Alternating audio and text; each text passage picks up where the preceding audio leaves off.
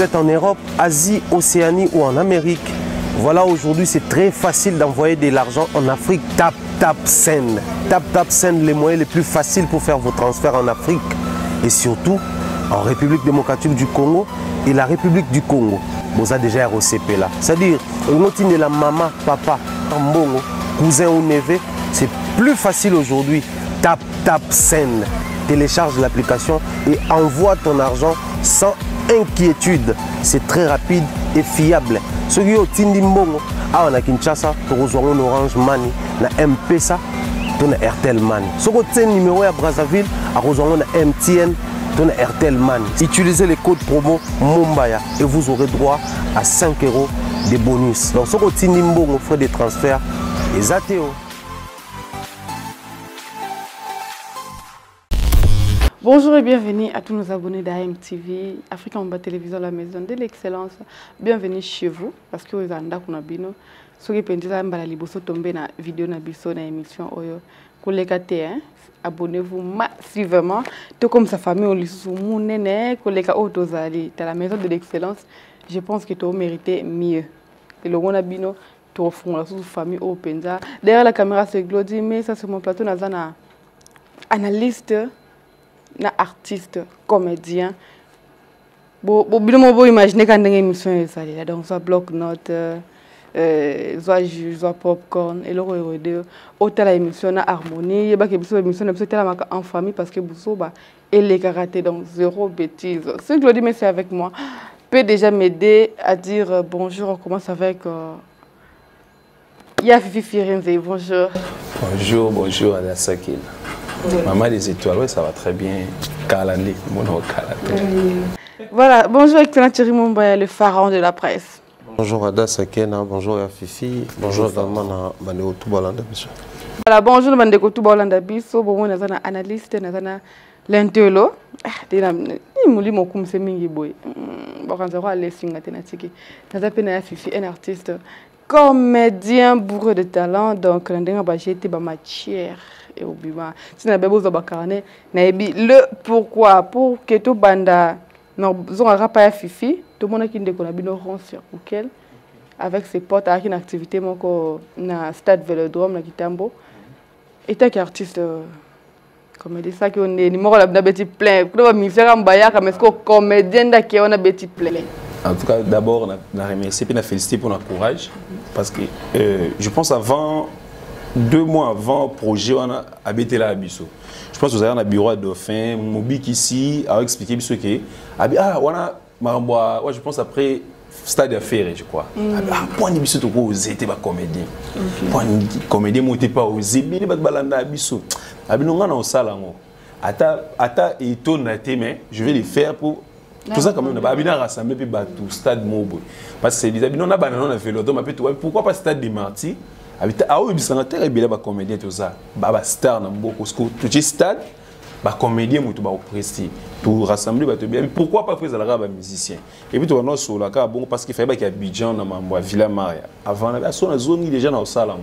Puis tu vas solo là na poster qui on peut et na Facebook pour motiver pour encourager. Mais quand je vis les images Nazaya qui TV qui tient là été to benga na ida on nini il pas une information te o les ara eleki nini côté kuna pour na préparer ki Angola eleki nini nesco banga quoi des gens qui est-ce que beti fiasco ici to yo benga aida yo benga je crois yus ça comédien moi travailler na Aroncia yus a bengi nini ils a très bien. Et puis quand je vis les images je me suis dit waouh, surtout je m'attendais pas à ce que maman et Aïkouna. Moi, je m'attends à quels ses potes. Qu'est-ce qu'ils vont faire?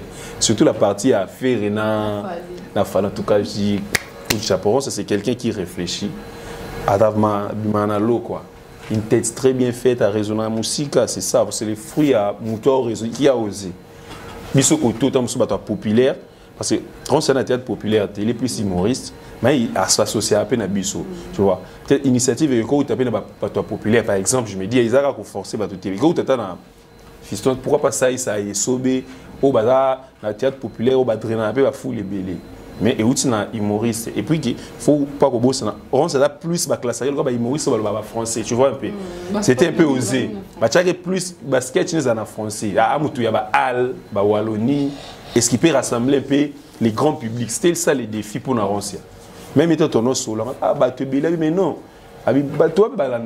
Il a des abonnés dans les réseaux sociaux et belé. Le fait qu'on prouve un peu parce que pour les gens, c'est pas plus la catégorie français, tu vois, public qui m'a oublié kaka. Qu'on rassemble tu n'as pas vélodrome ou un niveau en tout cas. Catégorie tu es là qui VIP Tony, ton amour vidéo en tout cas félicitations. On t'encourage maintenant, Stade des Martyrs, dans 2 ans et ça va bien. Ah, qu'est-ce que Stade, je vais te regarder. Félicitations à Rosia Koukiel avec ses potes. Nathalie a extrait dans les réseaux sociaux quand on a été wow. Ah oui, fait na qui n'a pas Thierry mon va excellent. Côté la prestation à Rosia, qu'on osé et celui qui a ministère était occupé de cinéma comédien. Moi, je pense qu'on va tous dire peut-être les mêmes mots. Félicitations à Koukiel Kila, Roncia. Félicitations à toute la bande qui a accompagné ces grands projets. Félicitations aux sponsors qui ont cru à l'artiste et au projet. Je dirais également félicitations au public congolais, très particulièrement les publics quinois, parce que vous savez, comme Yafifi l'a si bien dit, à Kinshasa, on a comme l'impression que le théâtre qui nous appartient, c'est le théâtre fait en lingala, ou les spectacles faits en lingala, purement lingala. C'est de cette manière-là que les Congolais s'identifient dans le théâtre. Alors, voir un spectacle qui est initié par un comédien qui généralement fait ses histoires en français, c'était déjà très, je dirais même trop osé. Après, vous savez l'histoire des osés au Congo. Certains ont osé, on a tous vu les résultats. Après, c'était bon, lui au moins il a osé, on espère que demain ou après-demain il va faire mieux. Mais pour les cas Roncia, c'était les spectacles au rendez-vous, les publics au rendez-vous. Mais il y avait aussi quelque chose de particulier qui m'a beaucoup plus plu, qui a retenu beaucoup plus mon attention. C'est sortir la communauté dans une perception et montrer la communauté une autre manière de voir les choses. C'est quoi, au fait, les trucs? Chez nous, quand je suis sosie de Inosbi, naturellement, je peux un jour, par accident, occasion, rencontrer au Gezmawet et ne pas s'afficher avec lui. C'est-à-dire du fait que je suis sosie de Inosbi, je dois aussi, par la même occasion, m'aligner derrière les gueurs de Inosbi. Ça, c'est un défaut pour nous. Donc, Roncia nous a vendu une autre image de la communauté. Sur scène, vous retrouvez les sosies de Inos et les sosies de Gezmawet. Sur scène, ils sont en train de partager les mêmes moments. Un jeu composé pour Fali et Ferré. Il fait Fali, mais il n'hésite pas de faire un jeu Ferré. Donc moi, je pense que c'est quelque chose qui m'a plu le plus dans cette histoire des festivals des sosies, comme moi je l'appelle. On va dire félicitations à Rosia. Il doit comprendre que, comme j'ai dit sur Facebook, quand on dit que les jeunes doivent faire mieux que les aînés, je pense qu'on fait allusion à Rosia ou à la catégorie des Roncia. Et cette catégorie doit vraiment prendre de l'ampleur, doit occuper de plus en plus de la place. Mais aussi un point très important dans cette histoire, vous savez, Ada César, au moni public na biso ndenge Roncia réunir en Bongo.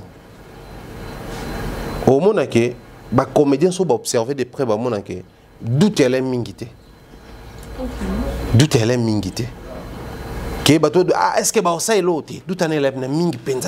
C'était juste ok, tout le monde à côté posté en gros. J'ai parié qu'il n'a pas payé tout le monde qui a posté. Donc c'était juste le vouloir au monde théâtre en quelque part. Et c'est un grand plaisir pour nous tous. Et ici, je tiens également à dire félicitations. La société, on a vu même les aînés à comédie. Ça a été présent, tant d'autres artistes, même la scène. Il y avait également la présence, il y avait la présence, il y a Noëlla Madinga, il y avait la présence de tous ces gens-là. Au monde, pas parce que Zaka Roncia, mais parce qu'il faut aussi comédie Pekenda dans le spectacle et on espère que Bandeko Batikal Ndeya Fifa Lobby va emboîter les pas. On tout dans le système on a aussi la scène, le spectacle et on aide bientôt même comédie dans théâtre na biso musika. Voilà, nous espérons que Osuka on a Ndeya Fifa Lobby, pourquoi pas dans des stades du martyr, comédie ne va réunir biso. Teko bina te mettre ko seka. Pourquoi pas? Voilà, vu que nous sommes un artiste, comédien et analyste, si je vous peut-être départager, mais tout le monde a fait ça. Il y a Fifi, impact ni à théâtre dans la société congolaise. Impact théâtre dans la société Lelo. Moi je dirais Tous au moins, c'est ma mouki en fait. Bon, nous, théâtre, puis au cinéma. Parce que généralement, tu sais, plus une appellation à Kala, non, même sur ça, tu as un cinéma. Aujourd'hui, totally, na bané leki, bané, tout salongo, époque, tout coup, tu as pu miki, tu théâtre a un impact sur la société. Par rapport à l'élo, bien génération d'Abisso. Pourquoi je vais dire que par rapport à toi, la génération Android. Ok. Génération de l'obité, c'est qu'ils ont fait, ça a un impact plus. Mais aujourd'hui, la répercussion est rapide. Même dans Batouba, ce que nous faisons, tout répercussion en couche dans le Batu. Le groupe Salon, par exemple, théâtre à l'époque, c'est une fois, mais au moins on a impacté toujours dans la pièce, je crois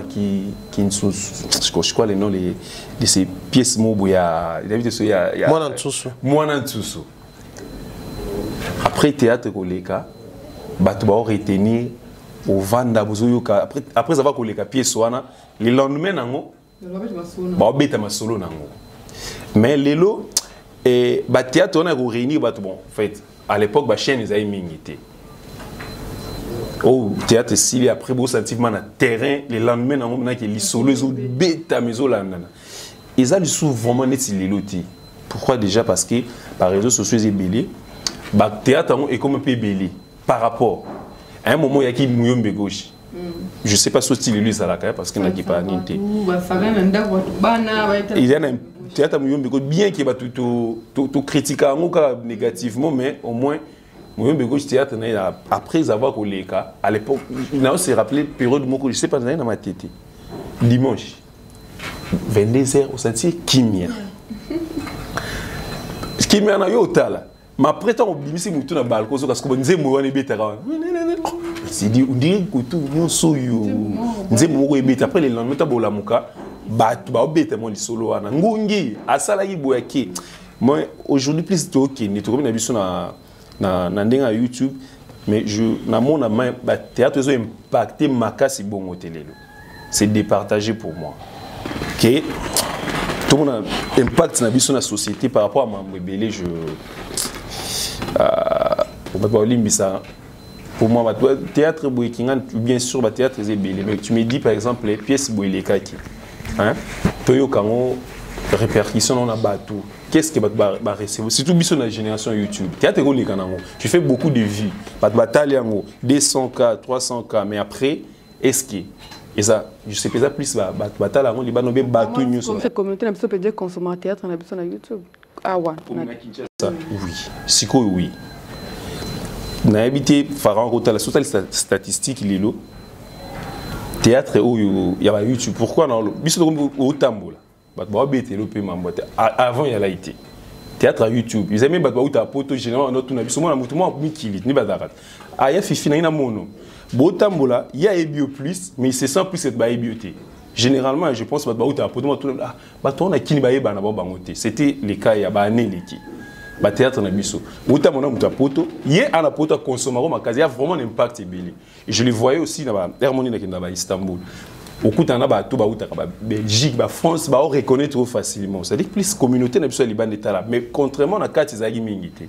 Mais l'élo, avec mon système, mon internet, c'est quand même moins abordable, pas 2 gigas, 2, 3, montal.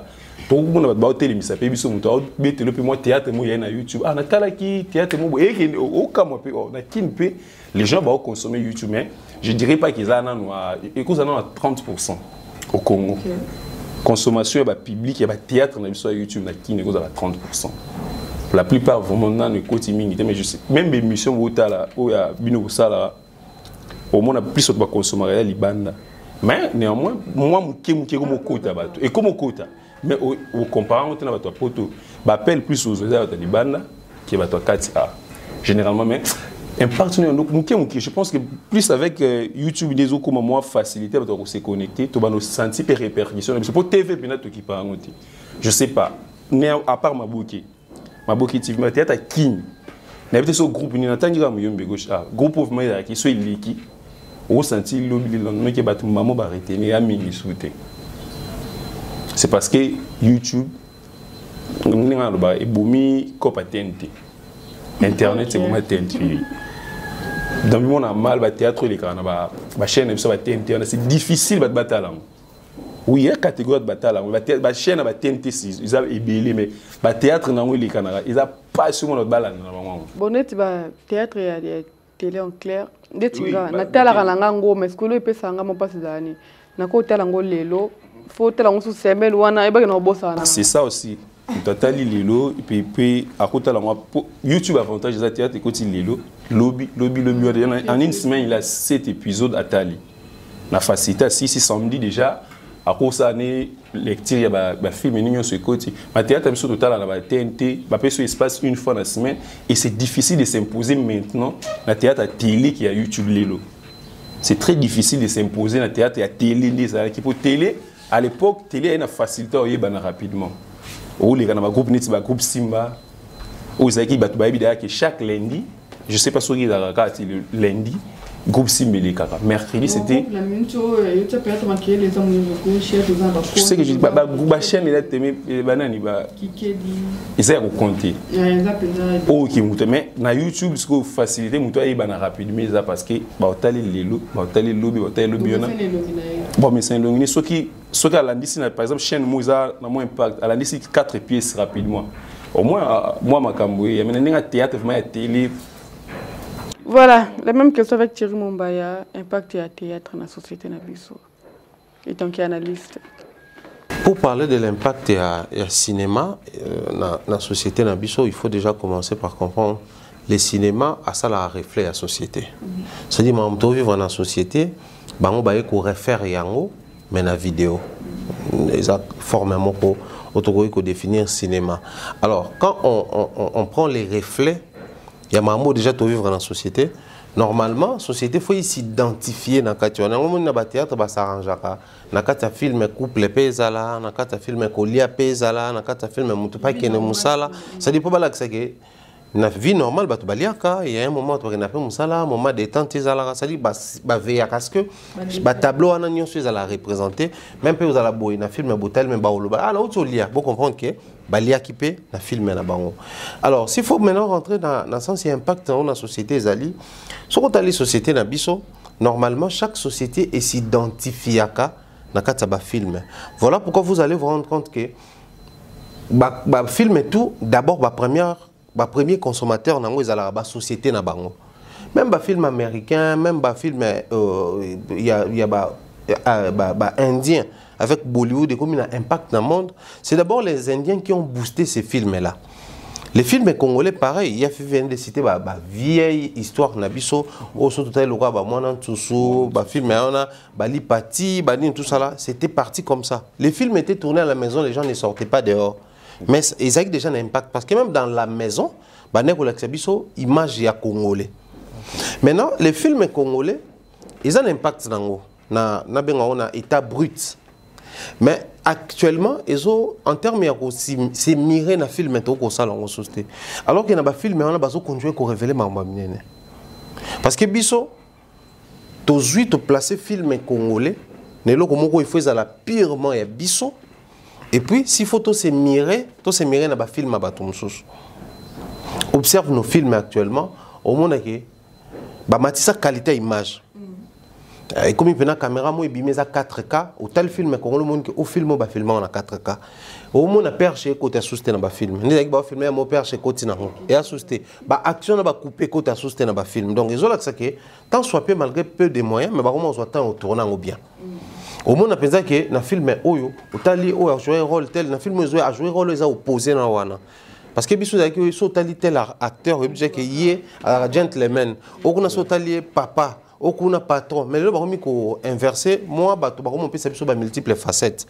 Mais malgré cela, le ko la s'appropria film on est à la biso, to ko rasu ko se mirer dans côté. Les styles à l'époque les films impactaient dans style. Batuna théâtre na comédie dans biso balati style moi bilamba et continue dans société.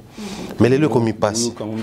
Quand les aki batu basana langage moko balo bango na film moko boy langage wana ekoti oui que lelo comme village ba benga yangwe c'est parti d'un film esobe yangwe ya Peter Autaramboka tout ça là yangwe c'est parti là-bas yanzao et uta na film parce qu'à l'époque ba film il y a une puissance mobo à l'époque la société la société c'est-à-dire étalami et comme il y a le miroir à la société est-ce que le théâtre bon est-ce que tout en sous total le théâtre na 20h lobby bokina pourquoi dans le moi j'habitais ma tête na tomba so lali tant la mukana tongo à total le théâtre ou ma solo na wenzi na c'est pour biso ya wenzi uzano wana tonche mukiza kuna ya balé na théâtre so théâtre tale mageki izana impact mo butala ite bomona ite aujourd'hui et comment passe qu'on retrouver babiloko wana théâtre mo butala impact yanza ou kingani mon référence ezati par rapport moi je me dis peut-être parce que YouTube est dominé télé ou quoi ou parce que qualité moi différence c'est peut-être des fois YouTube a plus la qualité que le théâtre et la télé. Surtout le théâtre à YouTube, selon moi, il y a qualité comme on manque que le théâtre et la télé. Et puis le théâtre, YouTube, il y a bilongi. Le théâtre congolais, ça marche aussi plus dans le casting qui n'a histoire. Là, il ne faut pas l'oublier. Moi, le théâtre Congo, au film, quand il y a une tête, il y a une affiche. Même si l'histoire a bien été, puis déjà, l'histoire, le théâtre est belé, il n'y a pas d'histoire. Tout le temps, ça a plus un décor, c'est-à-dire, l'accessoire, c'est n'y a plus ming. Bien, l'histoire est à réunir face. Et les Congolais, plus, dans le terme de théâtre, ils consomment plus bilongi qui va continuer. Sur la monnaie, automatiquement, le théâtre a bien été, alors, le théâtre, la télé, au total, les bossos, les théâtre, on peut faire découvrir Bisso Batou. Le groupe qui est sobitant, un épisode, sous D3 déjà quelqu'un comme il y a star, Nakim, Yanzao, le théâtre, Yanzao, Yangwe. Ils ont belé, le théâtre, au Tali, théâtre, il y a Pierrot Ndombasi, dans le groupe sans social. Je vois, je me trompe pas encore. Après, le théâtre, on a dit, Boyoka était au Lamkalobi. Pièce sans souci à Sika. Pièce aujourd'hui, je ne sais pas. Pour de temps, on dit qu'ils soutien. Mais groupe les groupes sans souci. Il y en a tout à l'heure. C'est lui qui a gardé en fait. Et là, on a qui bataille théâtre pour impact dans les lendemains de la société. Au dernier mot, il y a gare moi on a éliminé. À l'époque, on a quitté dans voyage. On a notre manzingi. Non, on a Facebook, on a statut à battre. Ah, on a show, battu va poster. Ce qu'on comprend, on a un jour t'es dans ma moelle dans la kin. Et l'ongimo battu va comique. Ni ni au type où on a mis c'est la théâtre mais type où on a mystique. Moi on a que les moutons peut soit tambouri na mine mon a impacté pe moi quoi na balangage va théâtre mouyombe ko chez Kenya. Au moins mouyombe ko ça continue. Tant na TikTok va vraiment reproduire la façon la manière au moins de ce côté, il reste de celle. Même si tu critiques la manière dont mais ce gars il est influent. Il y a même les politiciens qui commencent à campagne dans le théâtre, plus un mieux gauche. Il a plus de sponsors que le groupe Ebélé. Bien qu'il est critiqué par rapport à Babylone, on a ça. Parce que l'histoire, on a trouvé 25 scénarios dans l'histoire il y a 3 sur 3 ans. Au bout d'un scénario varie, il change. Mais quand les sponsors vont les députés viennent pour plus d'impact dans le théâtre que le groupe Moussous. Tout à fait. Les gars, c'est les seuls peut-être qui restent impactés. Dans le théâtre Congo. Combien de gens ont postulé au travers théâtre et puis façon de parler à l'artiste c'est manière moins unique tu vois bon sens na bango oui bien que ils ont modèle vraiment théâtre lobela qui déjà limité YouTube je l'ai suivi une fois YouTube c'est quoi bon il y a déjà côté on a peut-être il gagne mieux ils ont conception il faut mais à impacter dans coin est-ce que ce groupe pourquoi les groupes n'arrivent plus à impacter comme c'était le cas. Moi je me dis plus c'est parce que YouTube est dominé les réseaux ils ont moins les colos par rapport à la configuration où ils ont voilà. Récemment, tu as francophonie. On a vu des musiciens, des comédiens autour du projet. Des comédiens qui ont pour prester, qui invité, tout. Donc, bien sûr, il y a des activités. Mais si tu as trop, tu as tout mingi. Même si tu as déclaré dans le réseau. eza bal eza jebo eza mais bino bovandi kaka na musique. Pourquoi debe ezalaki kaka bamusicien fali aboyi kobeta Fer aboyi kobeta Héritier abeta debe vandaki na bamusicien. Pourquoi comédie impactaki te? Ozongi la question, en fait, on y place les zones Sibiso. Question là, les bossos, ils ont Sibiso, c'est-à-dire que ça résume tout en fait. Est-ce que le théâtre impacte plus? Il y a un moment où pendant que vous avez fait des comédies, moi, j'ai assisté à la bibliothèque francophonie, j'ai assisté à la prestation à Président l'a dit. Jour Président l'a dit, il se base au presté, je pense à presté jour à Gims, je l'ai deux fois. Pendant un jour à Gims, le dernier jour, eh ben, en fait, le timing, bon, bien beau associé à comédien. À l'affiche, c'était pas à l'affiche. Déjà, associé à un événement, mais vous avez la tête d'affiche. Pourquoi? DJ, j'oublie, c'est les DJ qui sont agrémentés. Donc, avec un comédien, on est un peu de boss. Donc, avec un comédien, on dirait que on est vite fait. Déjà, on n'a pas besoin de bango. La comédie est plastique. Pourquoi déjà? Parce que quand on a, au moins temps francophonie, tout le monde qui affiche, par exemple, et jour où Fer au bêta, Fer à na dernier jour. Gims. Moïse Mbie. Héritier Nani. Est-ce que toi tu as vu l'affiche? Il y a comédien mon en francophonie. Faut pas battre belé baron di péter ba comédie. Ba on dit maman te biso zaïwana. Est-ce que mon affiche na journée à francophonie pe ba tia l'affiche qui SOBP en attend même si vous payez 15 minutes. Tout le monde dans l'affiche. Mais venez à la bonne. Et ça vraiment festival. Na festival ba tia ka mutinyo store au prestier pour à ça la moi promo na ye na bandeng et tout. Moi je savais même pas que SOB président l'a dit à ça na événement. Après na komona ba massa o ba na B1. J'oublie comment on a moi mi balé boy. Tintin na mbinzo. Musique est bêtée tellement bateau comment on déclarer bateau tu vois un peu. On dit bateau il a plus concert que mon or so qui mutu déjà au préalable avec Esoba au presté. Il y a des ces fans au balinga un peu comédie il y a peu bateau bano c'est une musique. Er mo mutu ndo ko benga ba combat bateau ti on dit à bossani ba benga presté et puis er au presté a humilité. Nous avons signalé à Kata parce que RSA. Moi j'étais contre ça. Je me dis, bon, respecter l'artiste, c'était comment? Ils ont respecté. Pour le jour à Yawata, on a Gims Selinga Mata. On a signalé qu'à ça. À Kata. On a enlevé les, bien sûr, enlevé les rideaux, on a enlevé les rideaux, mais je ne sais pas. Voilà. Je n'ai pas tiré mon bain, la même question. Tous, Nazano n'est pas naïo. Mais nous, ce ça là qui comédien a besoin place naïté. Comédien toujours comme un impact. Comédien pensa va passer place parce que comédien pas sa star. C'est dans la tête. Moi je dirais plus c'est déjà dans la tête. Dès le début bah comédien bisomo to sera ça. Comment ça? Oui, bah comédien to sera ça, musicien comédien. Début comme même si moi belé je te dis à ça. Musicien et comédien dans ces pays, biso ba mon abiso ndi je dans ba benga biso. Ba to maboke. Tu vois, on dit bah choisir faible no moins ni mon boy. Nous, des fois, on a cette présence, ça y est, on a le droit mais il est un peu obligé. Nelo Koana.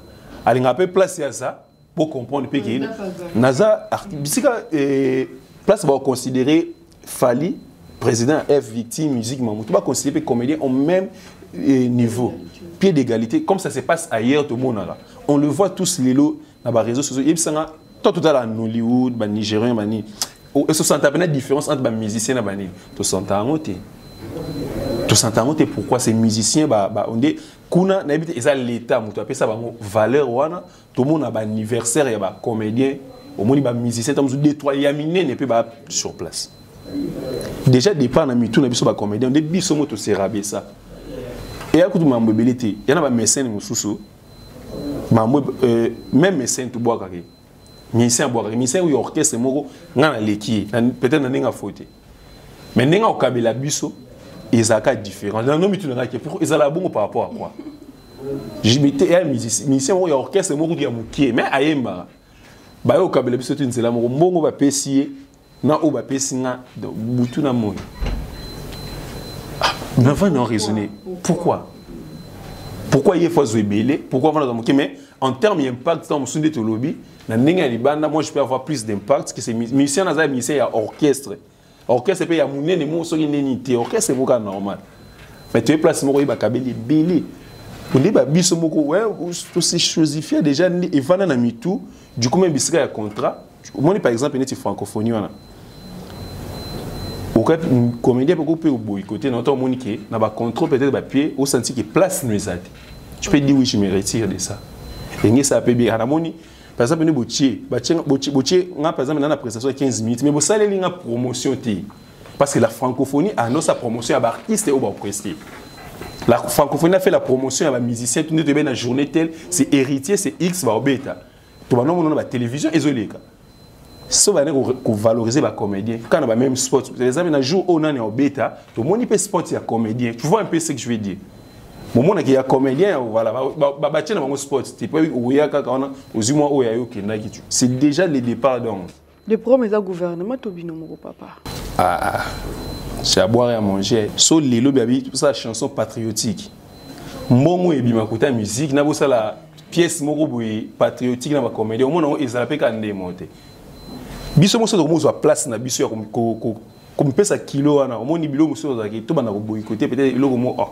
Pas de chavision sur les mots. Oui, bien sûr, caché et cocanité. Là où Fally va prendre autant par rapport à la notoriété, mais au moins quand même qu'il y a un événement où on a zuppé quelque chose est bien. Des fois, les comédiens ne sont pas acceptés. Ils sont pas acceptés. Je sais parce que yo ngaso ada so bengi singelo ko mo je te paye autant. Au moins on a muki. Ngana boyi même comédien so ya osane. Auzwa. Tu vois plus problème là. Oui, au moins bien qui ba opeso caché mo ezamuki. O déclarer na op. Ok, bah tiki, bah où me l'attend, bah au téléphone, bah au benga mutum. Mon mutum bah au benga. Aïe, à ozwango. Bon mon n'y pas sali. Pour batailler sur déjà yo boyi à ozwa. Or, mutum bah bengi c'est so gaïe. À boyi. 2 3 4. Mon mutum au salamo. À otika. Tu peux m'expliquer bah projet ça le cinéma et belina par exemple bah Canal Plus hein. Aux bah ça la film aux apena ya bisoté. Er bah ça fourchette c'est appris. Il y a au foot à battre. Moment na gaza mutum bah on foot à ba on boyi. Un Congolais va pesa ba ngoboué. Le même projet tokenangona ba Abidjan ba nini ezabongote. Qui le fait ka Congolais mso ba pesa ba ngoboué ozwa. To ba tshio wana oboyi na yo ba benga mutu mususu ba pesa ozwa. Or, so les tu y contrat dans notre tournée a pesa mais 200. Et pour combien de temps? Moi son a boyi. Bo bengi 2 4 5 personnes ba boyi ba matisa. Or ba projet des fois tant bimara bimana on ba mbongo ebele. Abia y pesa ba ngoboué ba zwa boyi. Le moteur a beau été. Yo so boy mutum so boya 2 3 4e mondi. Tu vois un peu place le problème des gens à bisomo ba comédien les gens n'arrivent pas vraiment à comme peut ça pour qu'on dit manzala. En fait c'est ça le terme. Quoi accepter nzala pour nous mettre un peu honneur na yo. Moni ta place mo ko ba benga fichu ba benga ki aboy na ye pour na mbongo mo amuke. Bien que na zuité. So grand moyen tam souci mana mona boy comment yo mo valeur et mata prochainement ta ba bengo au monde aye azala boy je sais pas c'est voilà Thierry Mumba tant qu'analyste au tala qui peut ma sano na kata lisano na kata masano hein au tala qui ngo de loin pour moné ma ramener sur les kaki toko boy te biso to qui basé na musique toi qui basé que fallait boy ko beta héritier Gims boy nana ko clôturer to vanda ki pese to bosene ko tuke ba les aki na kati te so tuni batu kombe de jeux aki on a ba habité mais batu ba retenir que fallait boy ki obeta fallait ça qui ouverture faire à cela qui fermeture boy place wa bo différence wana to ti bande ko so comédien mpandi de fifi mo za kata masola za comédien a tu ko expliquer ba zo rapena place na bango comme tel te mais lo ni ko sala bango ba s'impose ba en fait ba mi ti apenda na kati système. Déjà, vous savez, pour la situation aux Zanango, il faut d'abord comprendre, d'abord connaître la situation aux Zanango, comprendre la situation aux yeux de la décision en Colombo. Balobaka, c'est en commençant à savoir qu'on ne sait pas qu'on commence à savoir. C'est-à-dire on doit d'abord commencer par savoir qu'on ne sait pas, qu'on ignore ça. Déjà, le fait de savoir que ça, je ne connais pas, puis tu commences à connaître. Déjà, le fait de savoir que ça, je ne connais pas, ensuite, je connais que je ne connais pas, et puis je vais chercher à comment connaître. Il faudrait à un certain niveau que les réalismes, dans quel sens? Qui prépare un concert, je crois que c'était Zénith, c'est parmi les leaders Maxime de la musique Nabiso. Weranson à l'époque, son succès et tout le reste. Maintenant, on va yoki Ladi Soba Ozala, Videlo Ozala, Mike la Duchesse Ozala, Batubaya Soebele. C'est-à-dire, Mike la Duchesse, n'a pas la Duchesse Soba une partie au sala spectacle, Batouba déclaré, autant l'image à concert, aucune personne déclarée. Et c'était plutôt l'ambiance totale. Quand on a matière, on a une comédie et continuer. Il y a un spectacle. Et ça coûte un spectacle, musique. Mais une partie est consacrée à théâtre et à scène.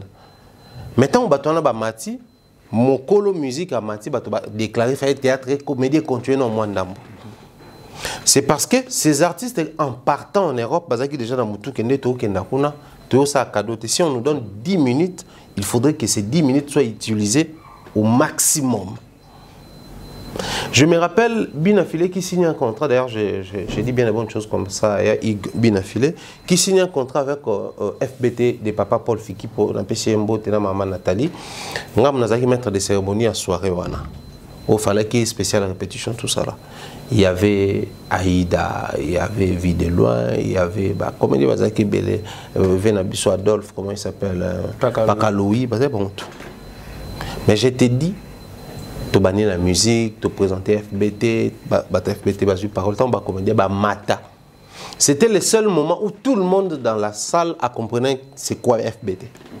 Ok. C'est les scènes, moi, improviser, je te dis, parce que tu es un comédien sur place, comme on a bien bon. Mais improviser, puisque FBT, parce que les scènes spéciales sur place, les gens ont compris que les agences à transfert des fonds, bien, tout ça là. C'est aussi ça, les côtés forts d'un artiste comédien. Là, ça tend à repasser un message.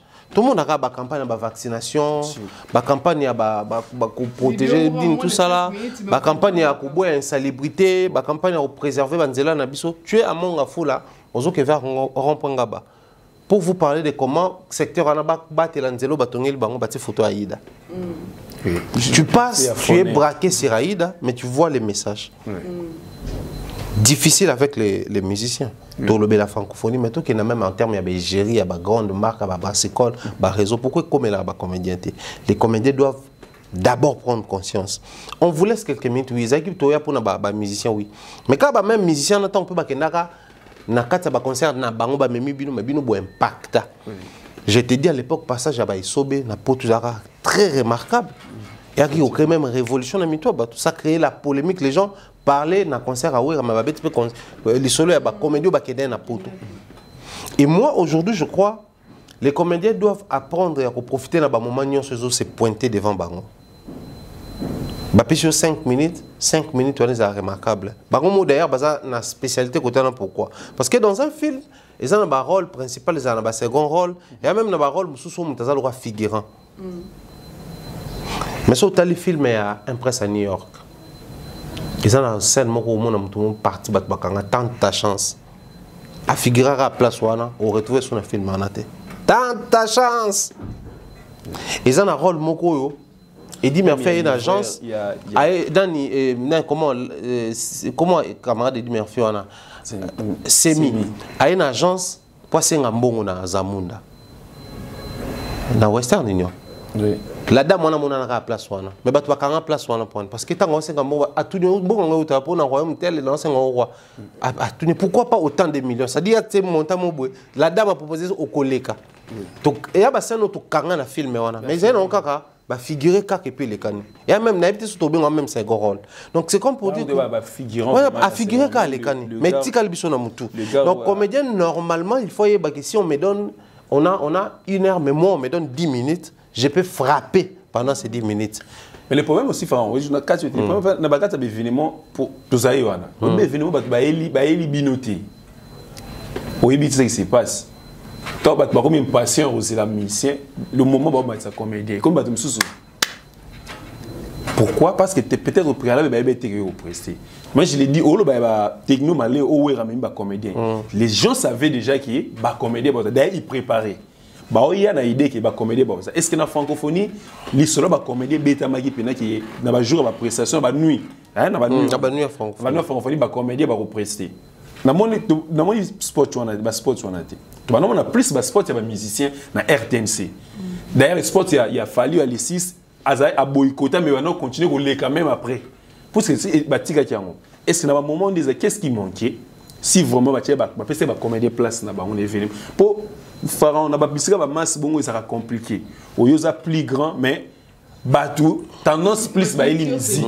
Moi j'ai des choses où je dans mon na francophonie parce que je me disais ah ba pesi ba Venezuela ba grand ba pesi espace tonner communication dans les était oui à grand yé mais batou ba c'est la gimsa mata.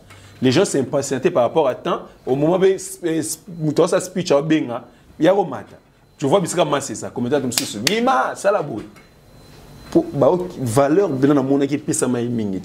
Mon gars, c'est quoi place où on a problème dans les années. Les lots, c'est bien, les comédiens n'ont pas été. Enfin, servants qui sont sur un plateau d'orté. Comme ça a été le cas avec les musiciens. Mais on a toujours tous s'inspirer dans la réalité. Ils ont peut-être un peu bien été pour se faire de la place. Je vais prendre la Bible, je vais prendre la vie commune, mais ça nous ramène à la même réalité. Nous survolons très rapidement. David, qui fut un très grand roi selon la mythologie biblique. Mais on a une histoire à la Bible. David, pas bête à Goliath, ce n'était pas une occasion qui va placer Bethel. Non, je sais. Il y a aussi un tout à fait d'accord. Tu as question, mon toi, bon, ma Joe. Bah, bien, bah, t'as laissé blanc, bah, puis ça, bon, on a un bon nanaï. Faut pas payer un bilo quoi.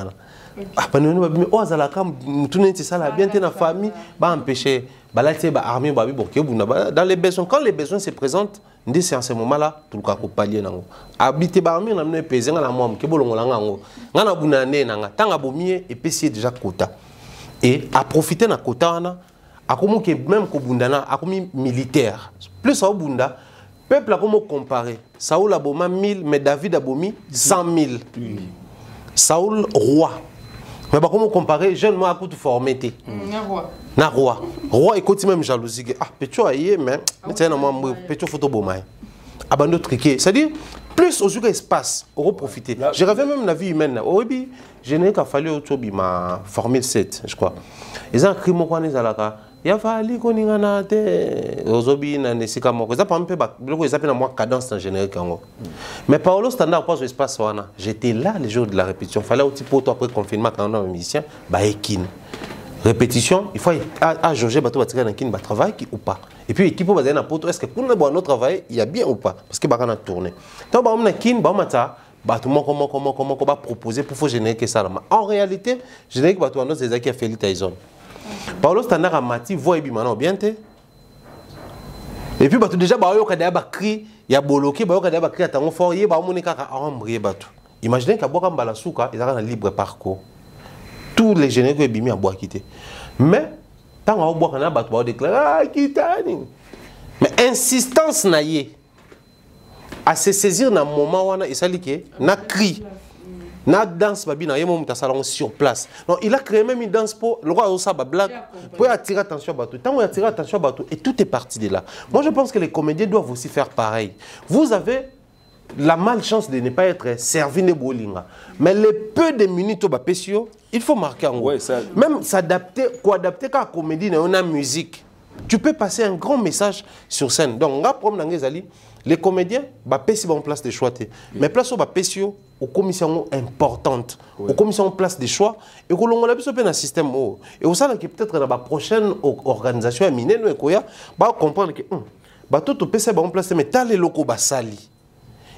Prochainement, au lieu de s'attarder dans les musiciens, tout le candidat est intéressé plus bateau. Parce qu'entre nous soit dit, avant les nuits de la francophonie, il n'y avait même pas que ça. Les jeux qui ont fait la promotion, il y avait joué à la francophonie. Les comédiens, il y avait Caleb, il y avait Modero, il y avait le président Saï, il y avait le président Videloin, il y avait Sobe. Mais pourquoi tant on a des jeux, on a communauté, dans second plan, dans arrière-plan, tout ça là, tout placer les musiciens. C'est simplement parce que les musiciens vont payer ça impression, on a coupé ça. Ce n'est pas l'État qui a poussé les artistes et les musiciens à avoir cette impression qu'ils sont en danger. Besoin de quoi impacter. Quand on parle du Congo, besoin de photos portées. Donc, que les comédiens aussi comprennent que besoin de photos comment on peut sa position. Donc, on va avoir influence. topé s'influence. C'est ça. C'est côté pharaon là. C'est-à-dire s'adapter dans le système, que les comédiens s'adaptent dans le système. Bamissé va ça l'impression, ça peut aussi impression. Bamissé ils se sont donné il a dit quelque chose de très important ici sur ça, ça y est. Ah mais ça il te sort Range Rover, musicien te sort Range Rover. Oui. Tout a été alloué, il y a Sombi. Il est là. Plusieurs photos sur l'homme. Aïe, pour négocier marché à publicité, Bokani 10 000 na musicien, aïe, c'est 4 000 aboyi à Balukake. Aïe, que derrière lui, Bopia Moutoumoussou. Makéi, vous tirez des images que ça, il faut bandara 5 000 mata. Et c'est les respects comme ça.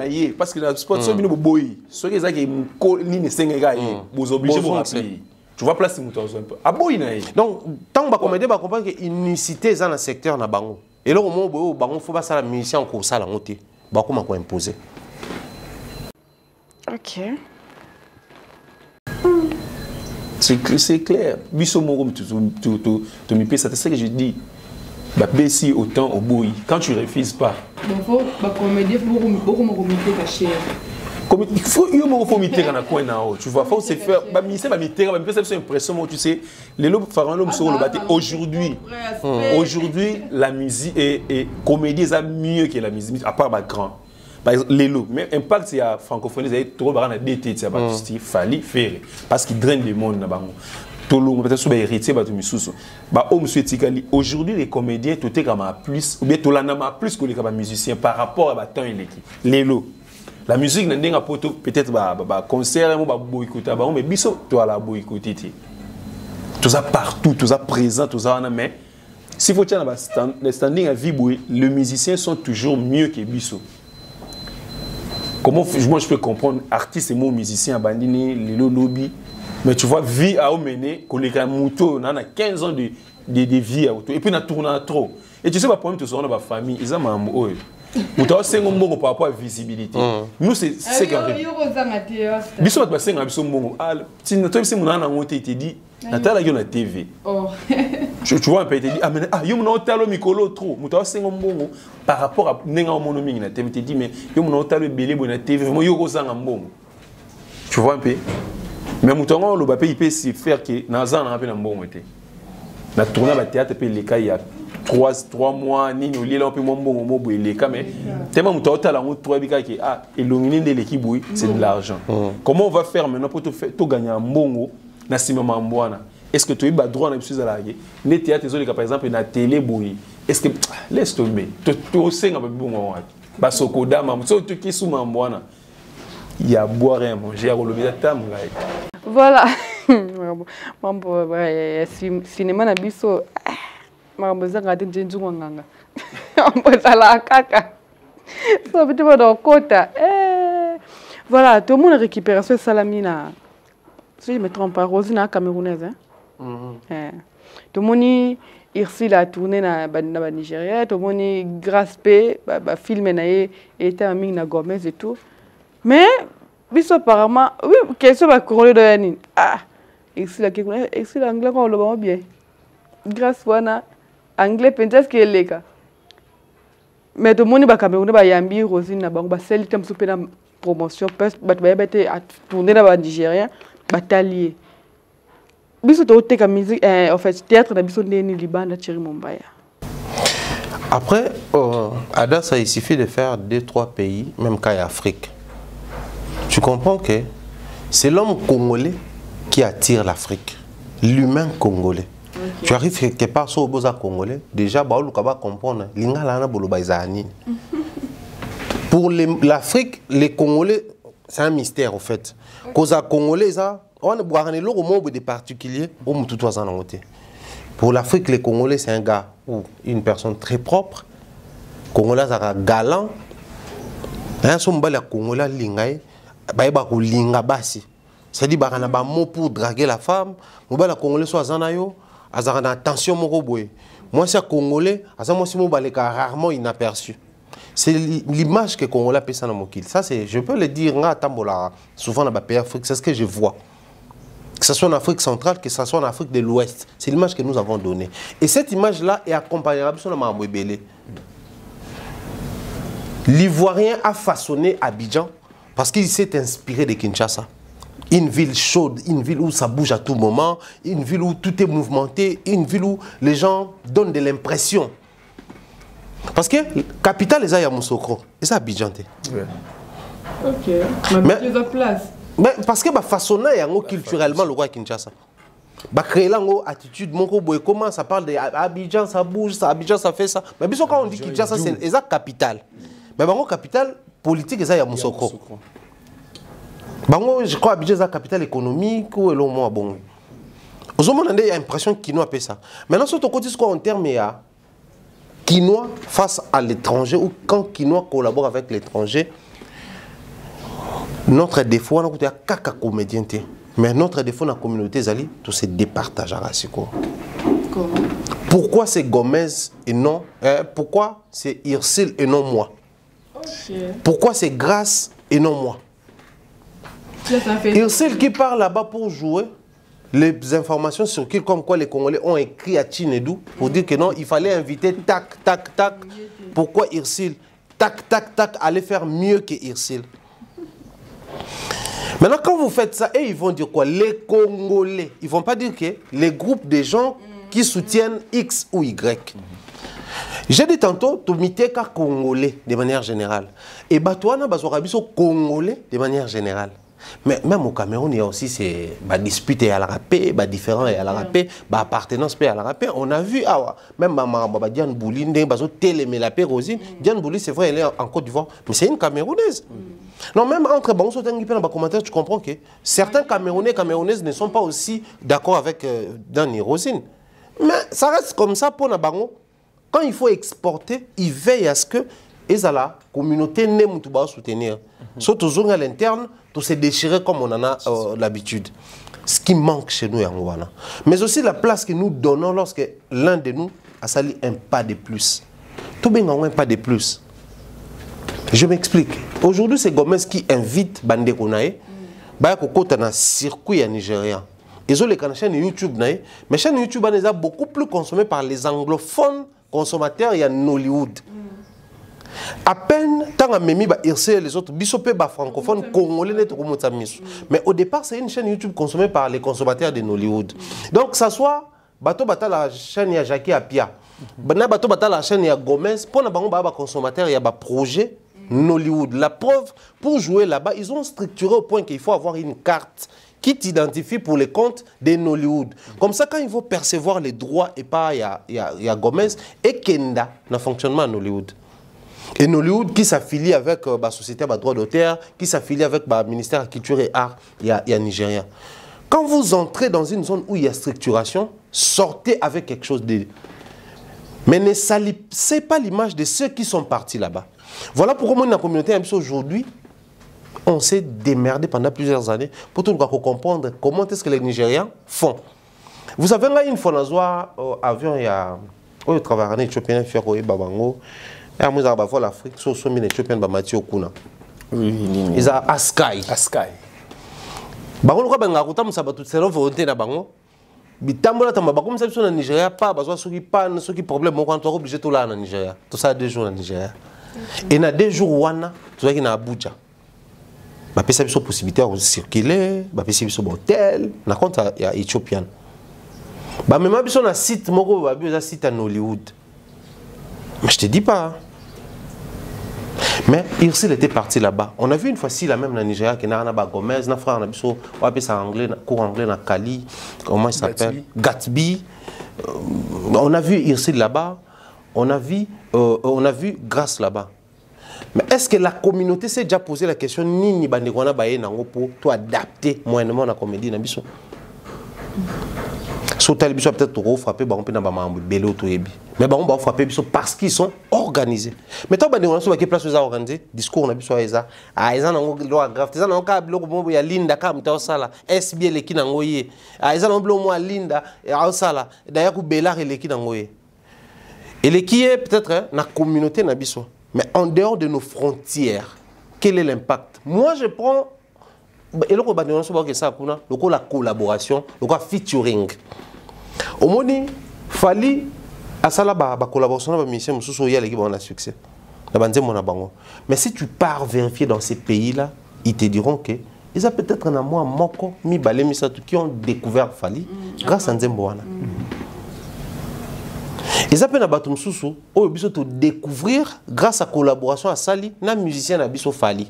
Donc dans la collaboration dans les featuring, c'est Izarane babengango B2B win-win. Tu gagnes, je gagne. Peut-être toi tu gagnes l'argent, moi je gagne la visibilité. C'est un pari gagné pour moi. Alors, quand ma frère ils partent avec quelle intention? De faire les photos dans un Nigeria, dans Salina Chinedou vidéo, dans le c'est moi extrait lingala, dans le c'est moi français, dans le c'est moi qui Congo. Tout le temps on a je suis rentré avec quoi? Ça c'est un des deux. Linda était partie, s'il a été parti, Gatsby était parti pour un projet à AXA. C'était en dehors, peut-être à théâtre. Mais Ursil était parti pour un projet théâtre. D'ailleurs, on a payé Mbote Mobutu. Grâce était parti pour un projet théâtre, enfin cinéma. Mais quand ils sont rentrés, toi, le biso pelé nanine, Comérage, Koswana, Manine, tout ça là. Quelles sont les émissions au Baleki, au Bateki Perception à Bango Bazukona? Une émission où on suit par exemple Ursil Péchanga ou Grâce en train d'expliquer son expérience là-bas. Mais attends, c'est vrai. C'est vrai, tu es d'ailleurs la preuve tant que tu tournes là-bas, on sent que tout s'apprendre dans Moutou. Oebi langue ou pas, mais vous tournez. Mais qu'est-ce que tu as trouvé de mieux là-bas en termes de structuration? Viens, vulgarise, il faut en parler ici. Au-delà de la communauté, bien que mais toi tu as dit quelque chose profitable. Et moi je pense que ça c'est ces côtés-là, où tu es un tout petit peu distrait. Qu'est-ce que là, extrait tout au pour filmer un peu.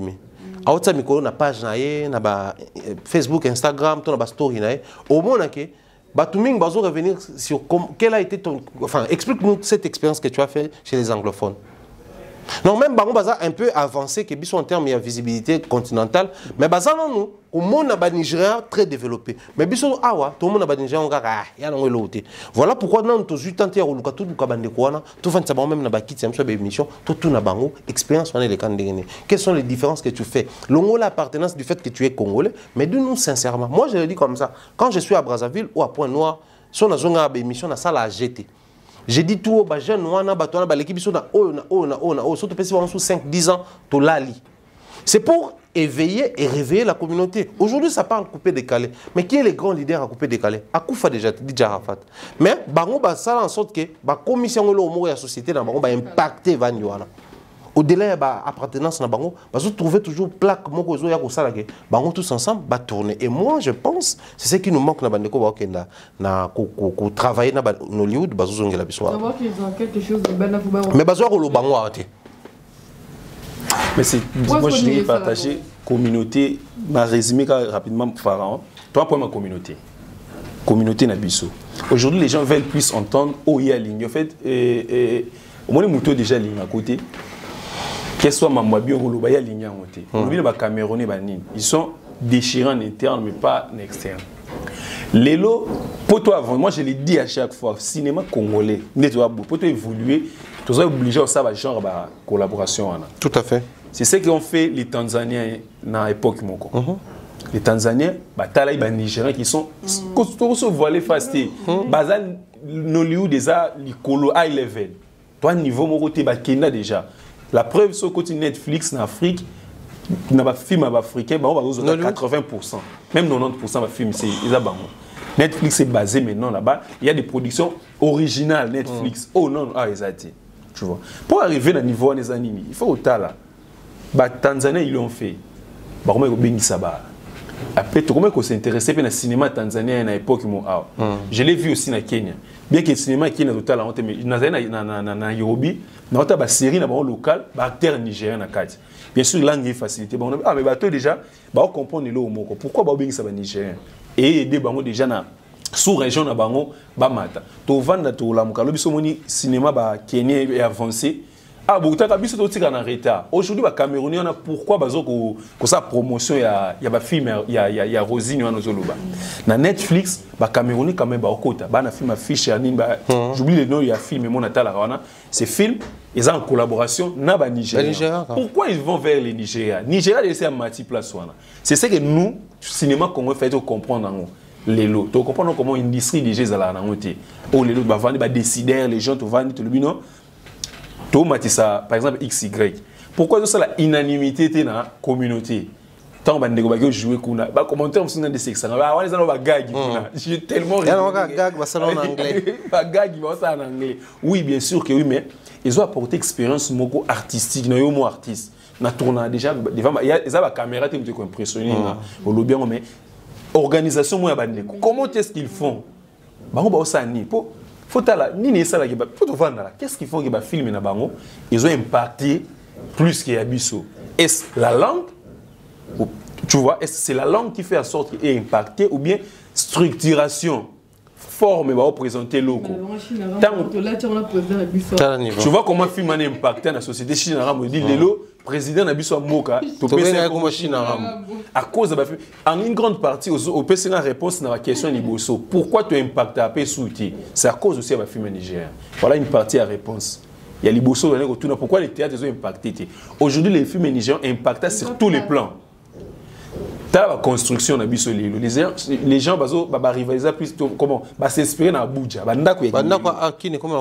mariage nabiso imagine toi le mariage il y a Congolais mais ils s'habillent comme des Nigérians. Tu peux comprendre ça. Les impacts de film on a sur société nabiso nous on n'arrive pas à impacter au début tu vois ce que parce que le film nigérien ils sont partout dans la chaîne nabiso presque chaîne nous ça TNT un programme film nigérien. Encore sur YouTube, il y a téléchargé, il y a diffusé. Presque la chaîne TNT, sauf 15h, 13h, aux ans film nigérien. On n'arrive pas à impacter. Mais le pays qu'est-ce qu'ils arrivent depuis qu'ils nous disent, et là qu'on y a sika, monitor différence par rapport au Abisso. Camerounais aux Zoloba, unanimité dans la communauté na bango.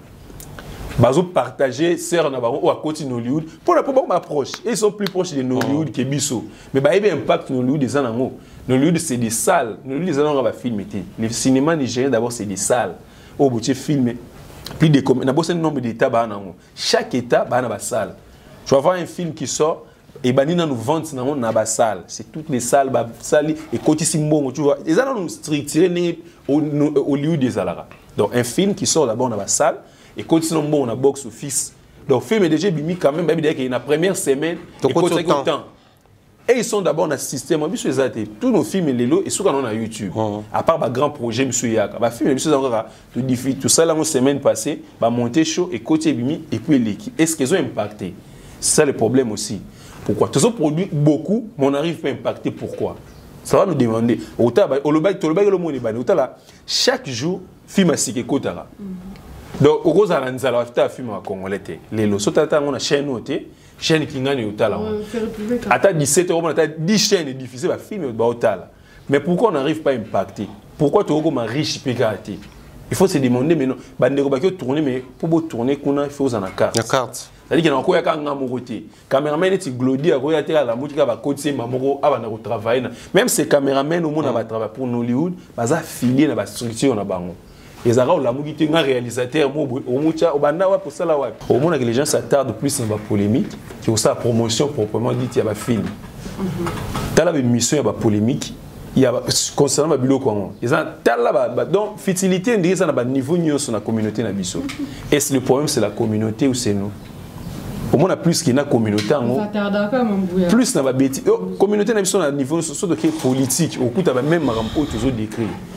Et comme on a deux courants, c'est soit, donc, la troisième fois, ça a soit aux opposants, lobby, par contre, au côté, par contre, il y a la musique même. Warrior Gaulois, c'est donc au moins 15 publications pour s'attaquer. On a une page pro, la page bouée. Mais en fait, ils ont apporté ni. Bande ko ba tourner dans Hollywood. Ndenge so ko benga mais ça apport moko artistique, on a mutu, ils aiment pas. Au sali j'ai joué avec et ko taper na CV na yo. Tu as joué zo qui production mon monsieur monene. Tu as fait quoi? On a joué ça fait partie de la CV na yo. Et la production, je suis l'expérience j'ai joué dans l'anglophone, c'était comme ça, c'était l'image des alliés, voilà. Biso, tu retenir dans mon île. Au moins, la chaîne Pharaon et Nigeria, ils sont aussi sur YouTube maintenant. Ils sont de plus en plus dans YouTube. Tout à l'heure, tourner à Biso. tout à chaîne ba Ritz Kadiri ba nano ebelé ça impact ils font des millions de vies bon on a ba ça la mingité qui biso nous qui tournons presque chaque jour biso production à air tout YouTube écoute ça air nyonso mais on retient quoi parce que banane après ça autant banane ba ko ça bon ebelé na biso to tikale biso na ça débat dernièrement na jazz ka voulu na moni na tina statut na bi tala ba sénégalais le sous baoya tu vas voir les sénégalais ou vérifier Marodi et Empire ni ba série ils en ont sur YouTube ces séries ils en 3 heures de temps on est sali 500K la série on a Marodi 3 heures de temps quand tu 17 heures il y a 20 heures on a 500K. Je dis mais comment biso doit arriver à ça la honte malgré au ba partenaire tu es belé koto tu es belé koto pourquoi jusque là aucune chaîne congolaise na YouTube malgré le fait que tu es belé aucune chaîne où arriver au ça à 100K il y a rare à 100K na 24 heures c'est exactement il faut autant il y a autant que film au côté que ça 100K en 24 heures tandis que moi je vois des Sénégalais en 3 heures va filmer de 500K en 18 heures, il y a 1 million de films. Mais comment est-ce que tu as comme bongo l'équipe est belé partout. J'arrive bien à me demander où c'est nous. Contenu na biso. Au moins, on les premières années, on partage. Les Congolais vont partager à thé. Camerounais. Le gars ici, Malox. Malox va pirater Facebook. L'artiste est Malox. Va pirater page. Mais déjà, en 3 semaines, à 142 cas.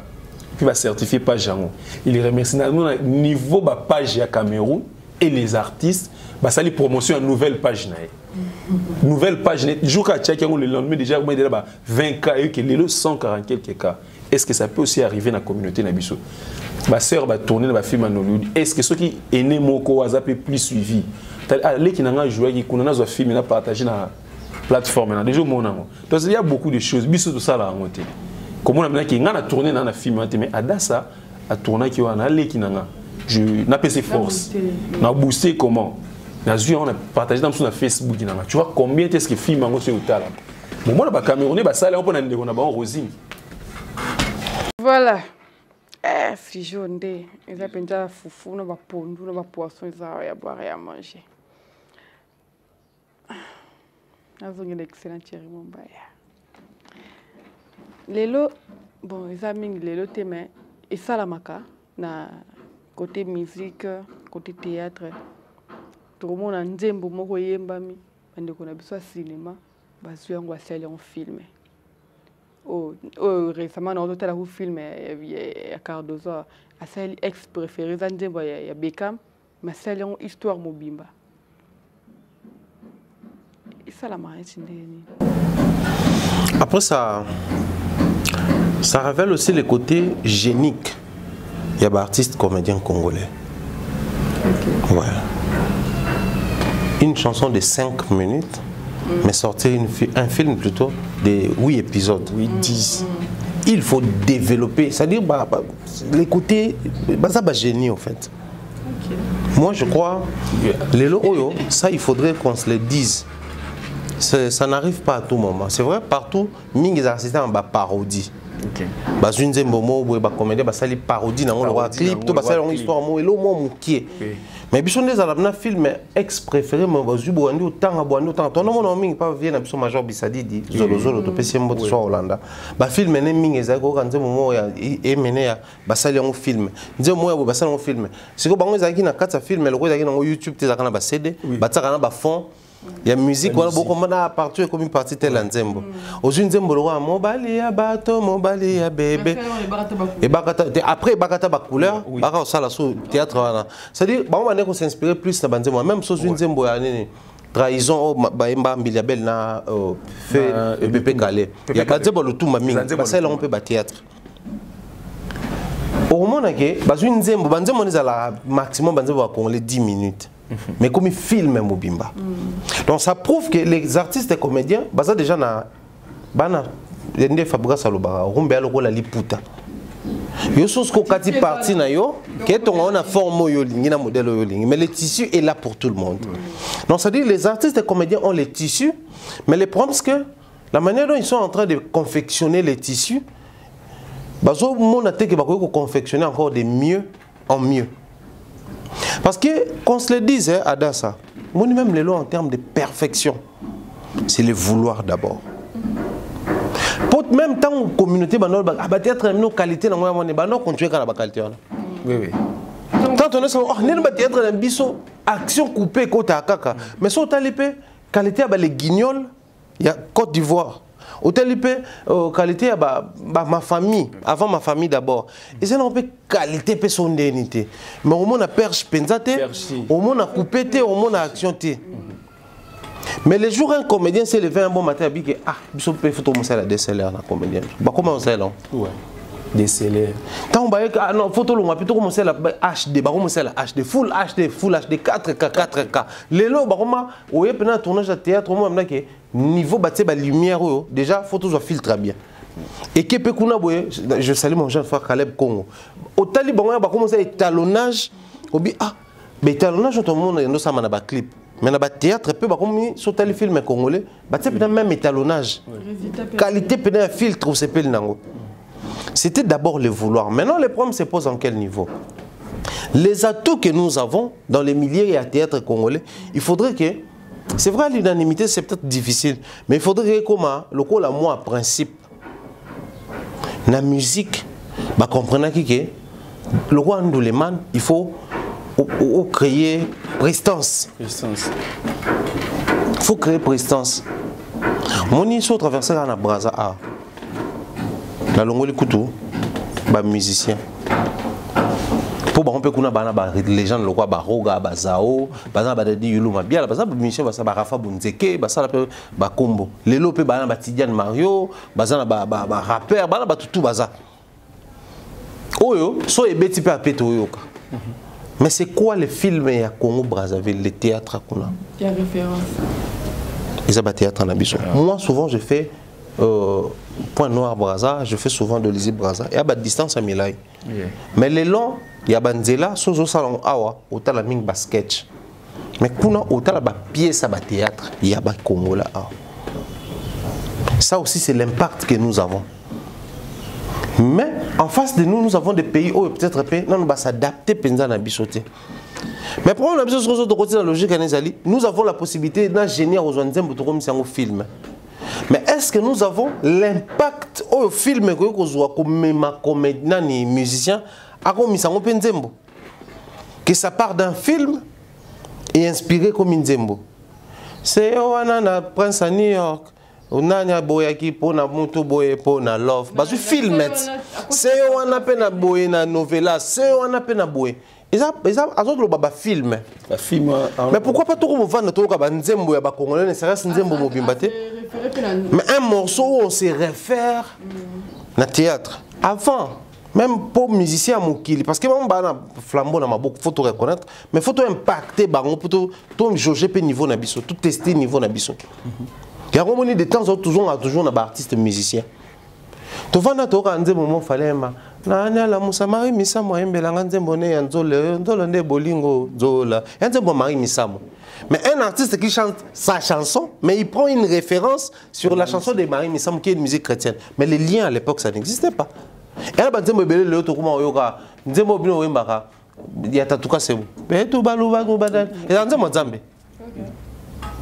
Lo akumbi kila epo wani esanze nzambe ya to boya to kumisa mukonzi na biso nzambe na biso. Au départ les liens n'existaient pas, mais quand la musique chrétienne s'est imposée, la musique a mokili ba komi ko zoa musique na ba sala on ba cri eza nzembo moko abwe yo nzambe na ngayo yo ndeta na bana nzembo Moïse Mbiete je serai couronné bazua, ça dit quand quelque chose eza te que ka po eza kitoko sondenité. Pour Moïse a imba de nzembo wana trina pa ekoyembango mais tout le monde peut MC Azas peut bazua ngo. C'est pas parce que nzembo ya kitoko ko le ka nzembo to musique chrétienne non. Mais c'est parce que bazua ngo bata en place moko boy. Or na comédie na biso. Ba musicien surtout ba animateur ba ko luka souté. Ba ko ba nous voit tout na kata ba théâtre comme c'était dans les cas Tofana ngorta na madonna musique na kobeta na kobina et beta mana générique a Koffi Olomide mais mutabwa kango eza cria sai sai soro bondo eza sai sai bilo quand tu as sai sai eza bilo kana ça on a ba théâtre na yé mais traverser keti kuna na motoki bon moment ya na motoki nde okozua na motoki eza pe ka sai sai we rabwa ka c'est-à-dire bango ne bazawana bango bazo lobela société na ba forme na ngotu normalement inversion faut salama déjà oui. Mais pourquoi inversion est salamate? C'est la place que nous donnons à na départ. Pour nous, c'est le moment qui doit nous accompagner à un niveau moroboué. Et non nous accompagner à tout niveau, il y a Vinabiso. S'il y a quelque chose qui est vraiment censé nous accompagner à tout moment, c'est le cinéma congolais et non la musique congolaise. Je m'explique. C'est pas à tout moment qu'on écoute la musique. Mais à tout moment, nous vivons la vie que nous menons. Or, la vie que nous menons reflète la musique tant toujours peut-être un message moko. Or la musique n'a pas été faite pour contenir un message. Non. Au départ la musique a été créée pour avoir des sons agréables seulement à l'oreille.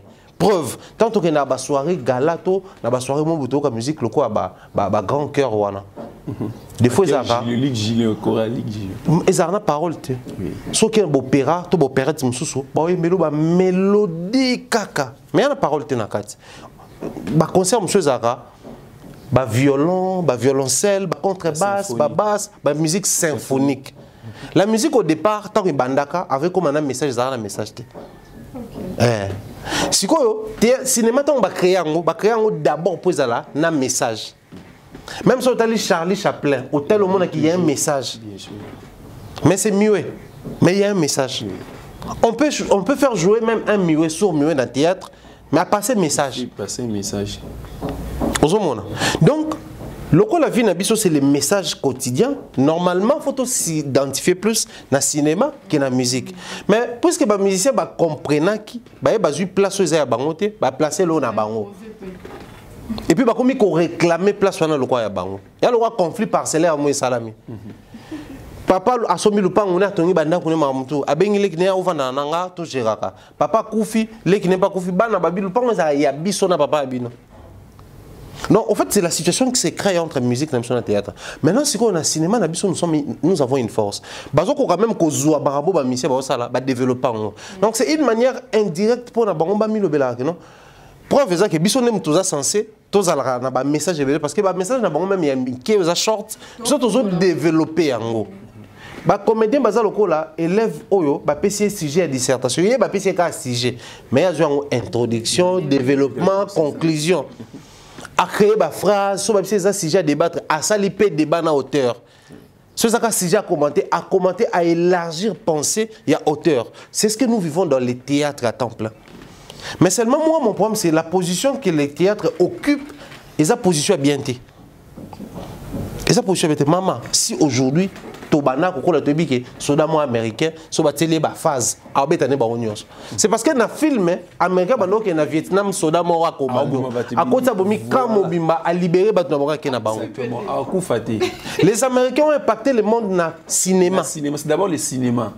Chaque fois les Américains veulent nous communiquer sur Maramou et ils utilisent le cinéma. Très vrai. C'est dans les films, il y a 80, 70 qui sont extraterrestres. Mais les autres, il y a des signes extraterrestres. C'est dans les films, il y a 80, 60, il y a des communications sur des vaisseaux spéciaux, les autres, comment vivre. Vie numérique. Vie numérique, tout le monde est dans smart. On a un labo, on a un film, mais les autres, comment?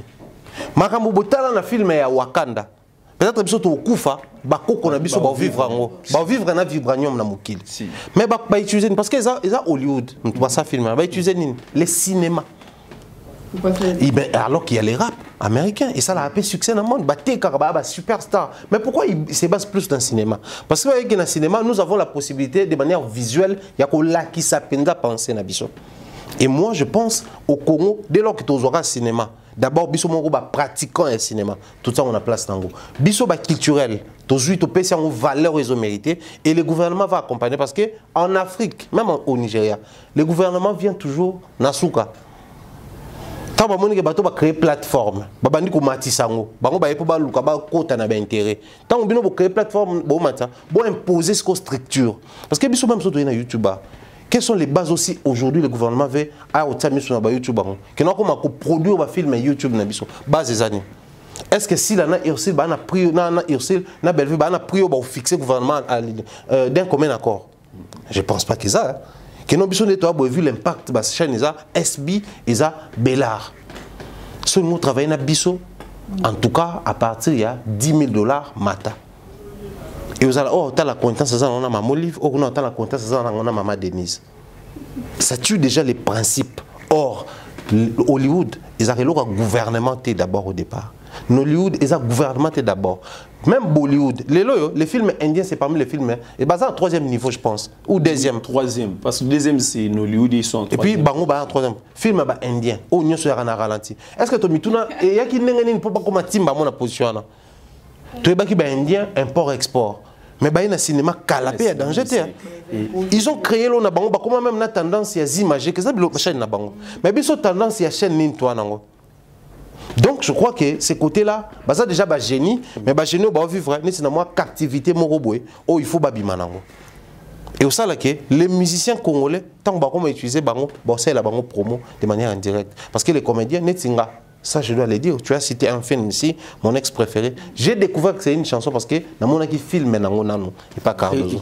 Donc, de manière indirecte, elle a fait la promo de cette chanson qui n'est peut-être pas connue, autant connue. Depuis toujours, ça a été le cas. Sur le film, il y a Antenne à l'époque.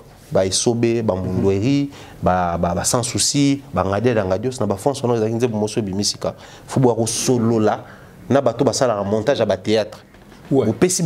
Autant vous pouvez régisseur à TV, autant vous pouvez monter à théâtre. Il y a Antenne A, comme on est à Sounani. Ah, le V, comme on est qui à l'époque, Jésus Noël, chez qui est Antenne A. Et ça se passait comme ça, parce qu'à l'époque, tout le monde proche de la raga, il fallait payer dans le théâtre pour faire théâtre, il y fond sonore de musique. Et dans un moment dans la foulée. Frère Pichen Kike là, ngai na sengi bika moi to yeba na théâtre. Parce que ça passait dans le théâtre mon muto lele amawa, ba ta fond sonore wana. Ti akomo betela mo ba concert. Gondeti, ndeti ngala za bonje mbo ele ka na théâtre Bellevue bon. Mais na bon na théâtre. De la mosusu te na kolanda. C'est un caméraman. Ok. Caméraman à maman livre je connais pas l'auteur, mais musique. Musique quoi non et coach pour ele kana théâtre. Mais moi mon premier pharaon. Bolobi, je peux pas rentrer dans ça. Oui, mais on le fait. Est-ce que les musiciens sont-ils prêts aussi? Il y a raison que c'est la vie sincère. Oui, tozon. Voilà, est-ce qu'un vers c'est un vers, je pense pour n'a pas a vu peine inspiration de mon histoire moi pengle que on sait mais a vu peine inspiration na théâtre atangi peke c'est yo na film ya Fifi nde mutu tela sala ki boy. Aujourd'hui au lobby bilo comment ils a lelo les cinémas, c'est-à-dire ce qui révolution culturelle même à tour au Elandi. Ça veut dire plus dans les années 2000. Je ne connaissais pas la musique nigériane. Ouais. Tous à sais pas. Je connaissais personne. À part le musicien qui est gospel, Sony Okongson, RTMV, Sony, RTMV c'est Coutinho. Papa Coutinho. Papa Coutinho parce que c'est Coutinho qui a même ramené ma fille. En fait, le mouvement nigérien na Congo, même pasteur, Okeleke, tout. Coutinho. Après RT, chaîne Sony Kafuta tous ces années la musique nigérienne était d'ailleurs le film à l'époque là ils avaient mis banzembo na biso surtout le film nigérien ba année 2000 wana au moins scène ça na boîte au yoka Kofi ah oui là vous aurez plus la musique na biso à l'époque du Papa Wemba le plus film na bango côté trop c'est le film nigérien qui peut si force na musique nigérienne par après. C'est d'abord le film qui a impacté parce que le film nigérien a impacté social à la Congolais depuis un temps. Oui. On l'a dit ici, la façon de vivre. C'est tout le monde qui a film. Il a été là-bas nigérien. Adolphe a dit que c'est film nigérien 15 ans plus tard. Parce que le film nigérien. 10 ans plus tard, 15 ans plus tard. Adolphe a dit que il s'est inspiré. Et ça remix en voyage. Ça veut dire quoi? Cinéma. Il y a Niger et quand ils sont impactés, même nos musiciens, tu vois, ils ont une grande place. Et après, il y a eu un mouvement en 2008, il y a P-Square. Les P-Square sont venus après Two-Face. Enfin, Two-Face, en passant. Après, tu as eu au monde un P-Square, un mouvement, tout et même Lelo. C'est d'abord le cinéma nigérien, et puis ça, et ma canison est belé où Lelo tout vivre. Pour dire que biso le ba culture ba to cinéma toujours là on peut impacter autrement. Tout ce qui a copié, c'est par là je vais dire tout le monde a tendance plus à copier les bons côtés. Mais on a plus d'histoires à raconter chez nous que au Vandi hôtel comment Nollywood après tu viens raconter même film. Ma film même souvent au hôtel tu vois seulement que c'est du copier comme Nollywood quoi. Hôtel le film est congolais, hôtel on a qui aux films nigériens on a déjà talent. Et pourtant, on a nos histoires à nous à raconter. Oh, ils ont plus original. Chaque jour. Oh, il m'a plus. En fait, il faut que mon mouvement, tant que Lukato impacté, il faut ramener des trucs à l'original. Il y a Bisso. Il y a Bisso, moi, tant que ça, c'est du Made in Congo. Et les gars, par quoi, tout le monde a impacté. Quel est l'autre, ça là, oui, bien. Tu as avancé dans le côté, qualité, image, mais il faut éviter qu'on soit aux Nigeria. L'idée aux films, mais qu'on ramène. On a beaucoup à raconter. On peut faire que le cinéma, les musiciens peuvent vendre. Tu peux impacter. Parce que jusqu'à là, parce que tu as impacté, mais au moins, ils ont besoin de nous.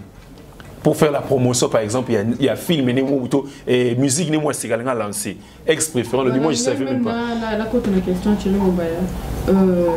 comme le Wéranson l'a fait, il m'a associé à comédien, c'est en même temps, mais aux artistes, et le tigre, la techno, est-ce que pour le moment, ils ont la source possible pour un musicien qui est associé à comédie? Parce que tout le monde a comédie, la clip, on commence à la on voit trop, mais quand on va faire la promotion, on dit non, pour la Nzembo, ça s'est fait pour la comédie, tout ça, la promotion, et ça, les marres. Moi, plutôt, je dirais. Associé, maintenant,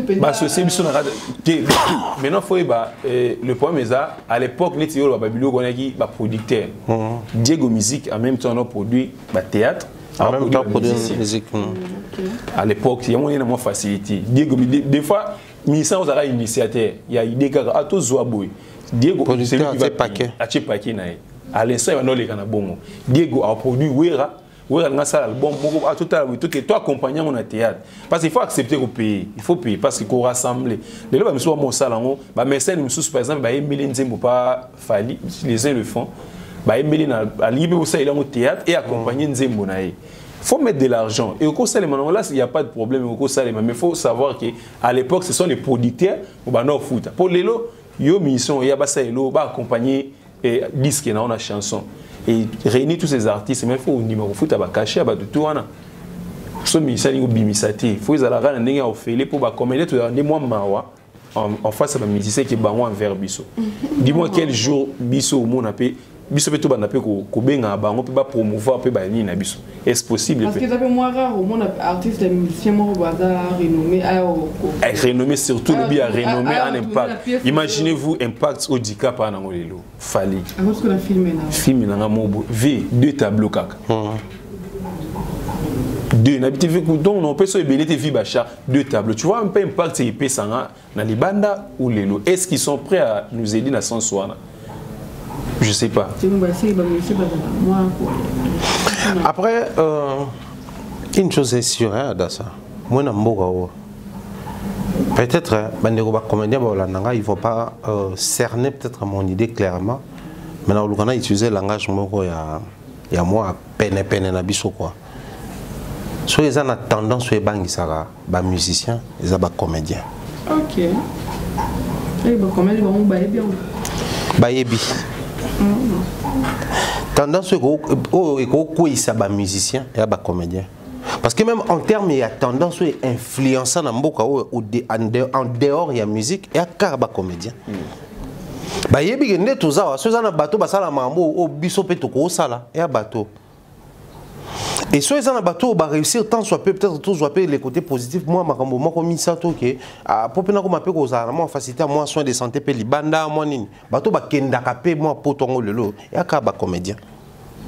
Lelo pe en termes même il y a qualité pe à moi image so talipé et ba comédien.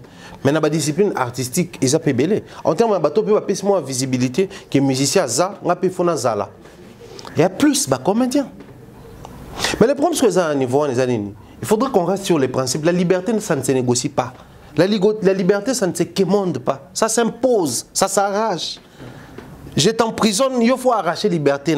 So, histoire, il y a Joseph, il y a Moïse, na Pharaon, en Égypte. asengi lelo OK bokende a créer raison msusu asengi lelo bokende créer raison msusu tant on siko ba fleurer comme bêta et comme il force ba libérer te ba kende même quand il partait déjà atini bosani bolanda bango bokanga bango donc il faut et là mo bo loi a forcer ça là les un pasteur bon je pense c'était la bosse commune mais alors ba force contre force j'aimais bien concept na yoana so mutaili on a force bah il a une négociation oui. Même sur tel pays nabiso lorsque les langages diplomatiques c'était les langages des armes prend place tout à fait au départ c'était d'abord des négociations bah négociation bah moi qui dans langage diplomatique et simbaté richesse mon homme ça s'entendait. On peut comprendre que le roi tout ba base pembene il y a l'ingate parce que tu as la puissance mondiale tout tu as base moko boité il y a puissance moso pembene voilà sinon et comme contrôle il est à ta base te pembene en France à ta base te pembene aux États-Unis même si tu as ta base en Ukraine abi OK na nenga diplomatie ne to kana oni to ko sama mbo te no bosade non bolongola et aussi mbaté ça ni abandi mamo guerre langage des armes donc aujourd'hui cette guerre là to lukate oyo sala que les comédiens déstabilisent les musiciens ou que les musiciens fassent preuve à bras de fer contre les comédiens, non. Mais, et ça là, choc d'idées, où il jaillir lumière. Vous comprenez? Et les lots, imaginez-vous dans un Congo où les comédiens imposent les respects comme les musiciens. En termes de vie, il y a même des comédiens qui vivent mieux que les musiciens. Tout à fait.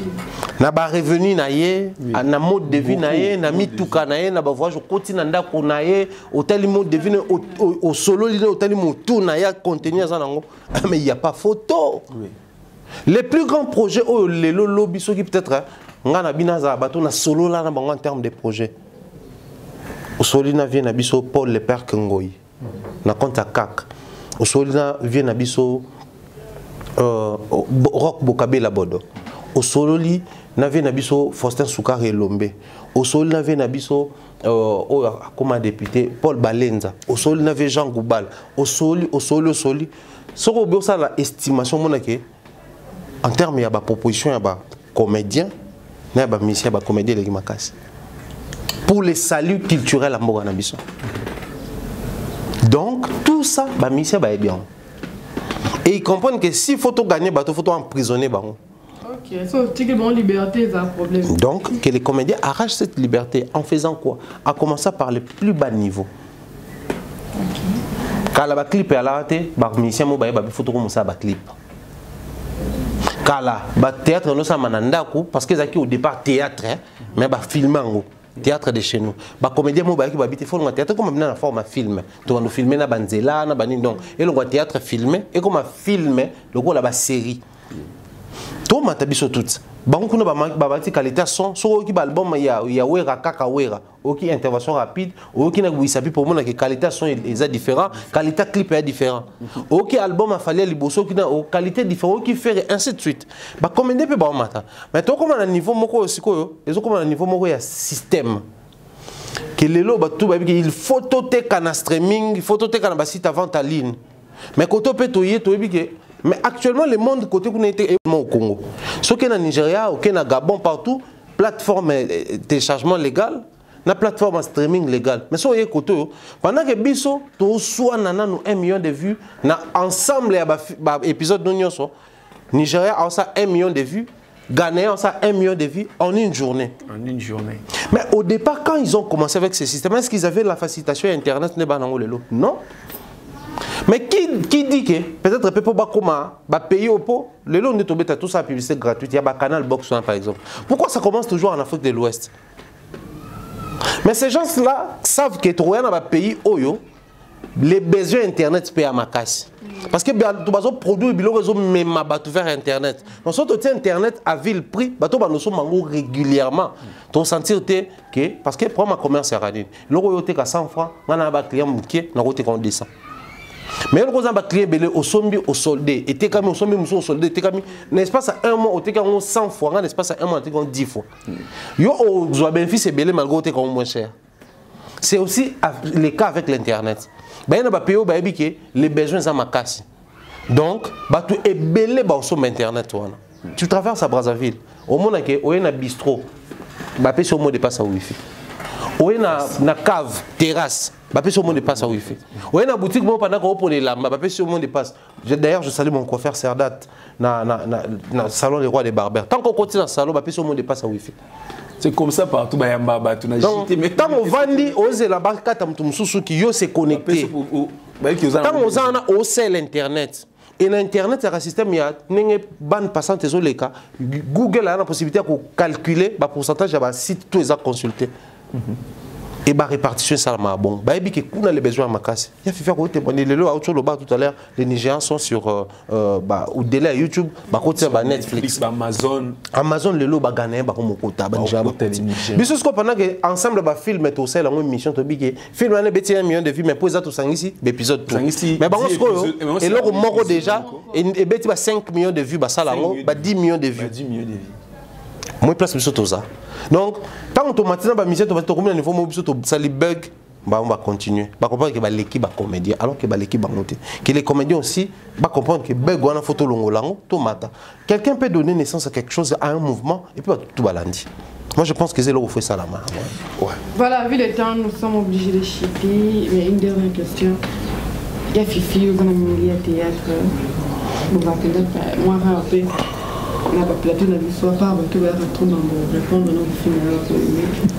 voilà pourquoi tu profites de Fifi, plus dans l'émission là où ça besoin de mettre ma vie à bien pour aider tout mettre ma vie à bien pour je trouve que tu veux mettre ça il y a même des airs au lobby là-bas tout bas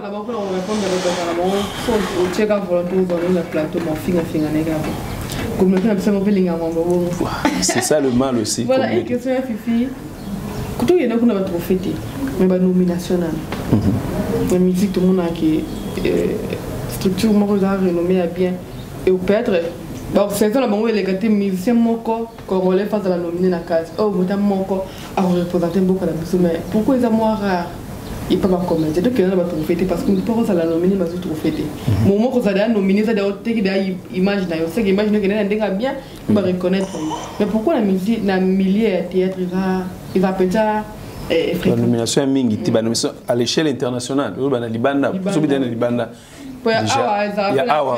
déjà il y a libanda tant on libanda na biso théâtre na biso cinéma na biso il y a na place nini pour na ndenga libanda to bima to kendaka sans tout se voiler la face notre cinéma c'est un local cinéma professionnel té aussi les ma parce que toi il y a un cinéma pas film professionnel les arts il y a un film où tu sais les ma et je crois les gars biologie film à biologie Azor Africa Banine une partie ba salon grande partie libanda grande partie libanda ba projet on a deux fois qui na ba festival mambe belé mais la configuration ya ba film ba cinéma na biso wana est-ce qu'on soumet d'abord parce que ba festival nous sommes on a pour être nommé monsieur il faut yotina demande la candidature rose film na ngata msu ya ine je prends 5 minutes nango na soumettre nango na nini mo iki bah si tu en as beaucoup au côté après jury au tal ba retenir film na yo après nous on n'a pas d'abord cette culture donc il faut dire déjà que nomination un film et moi il y a tous de la ba avoir moko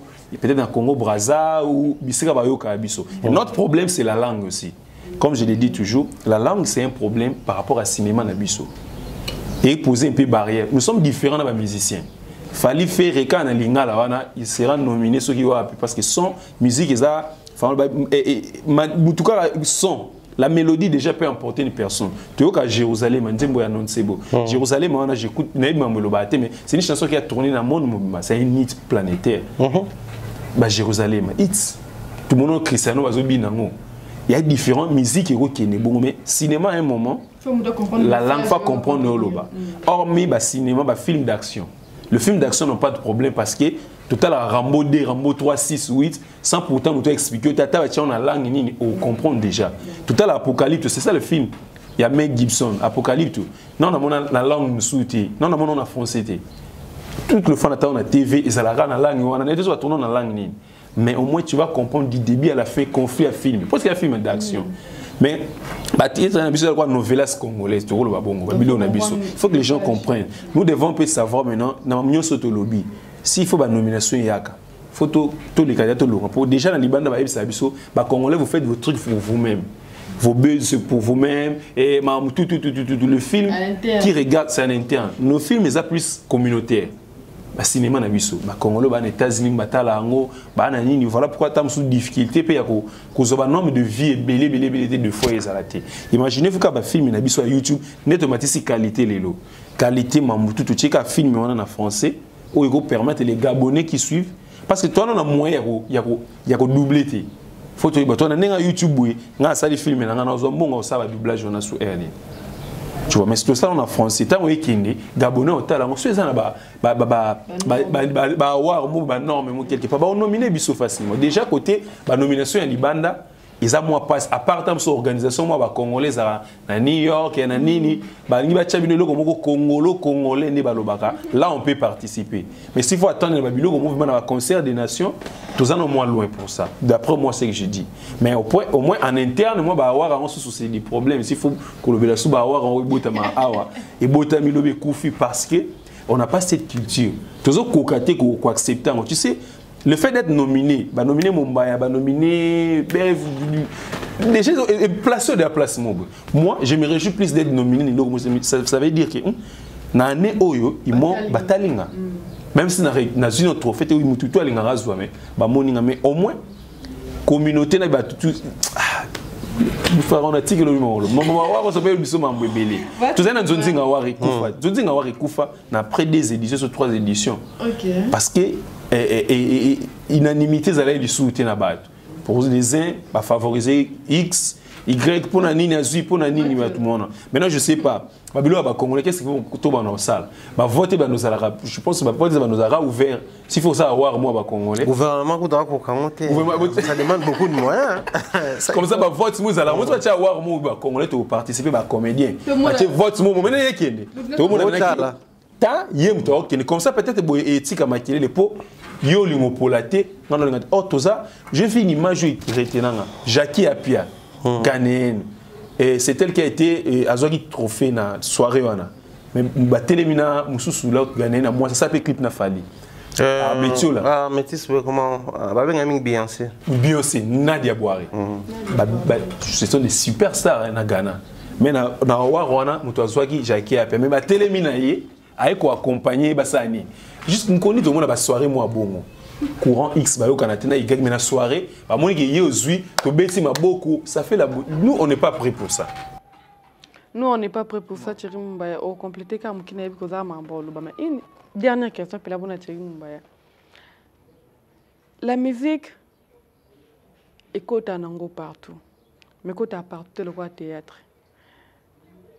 Pas peut-être ba to ba sambela makasi ba très fin wana musique peut-être fallait écouter il y a ma soumou comme ça et tout mais au moins on a qu'on a au théâtre chez le pasteur et tout à la sur une théâtre que tu as peint partout de robot en côté mais pourquoi tu as remarqué que production est un mingi de musique qui est bata théâtre ou bata cinéma bata musique ba produit trop ba contre zoya ba mécène ba zoya producteur ba monana mais côté cinéma moi baisse les akaka.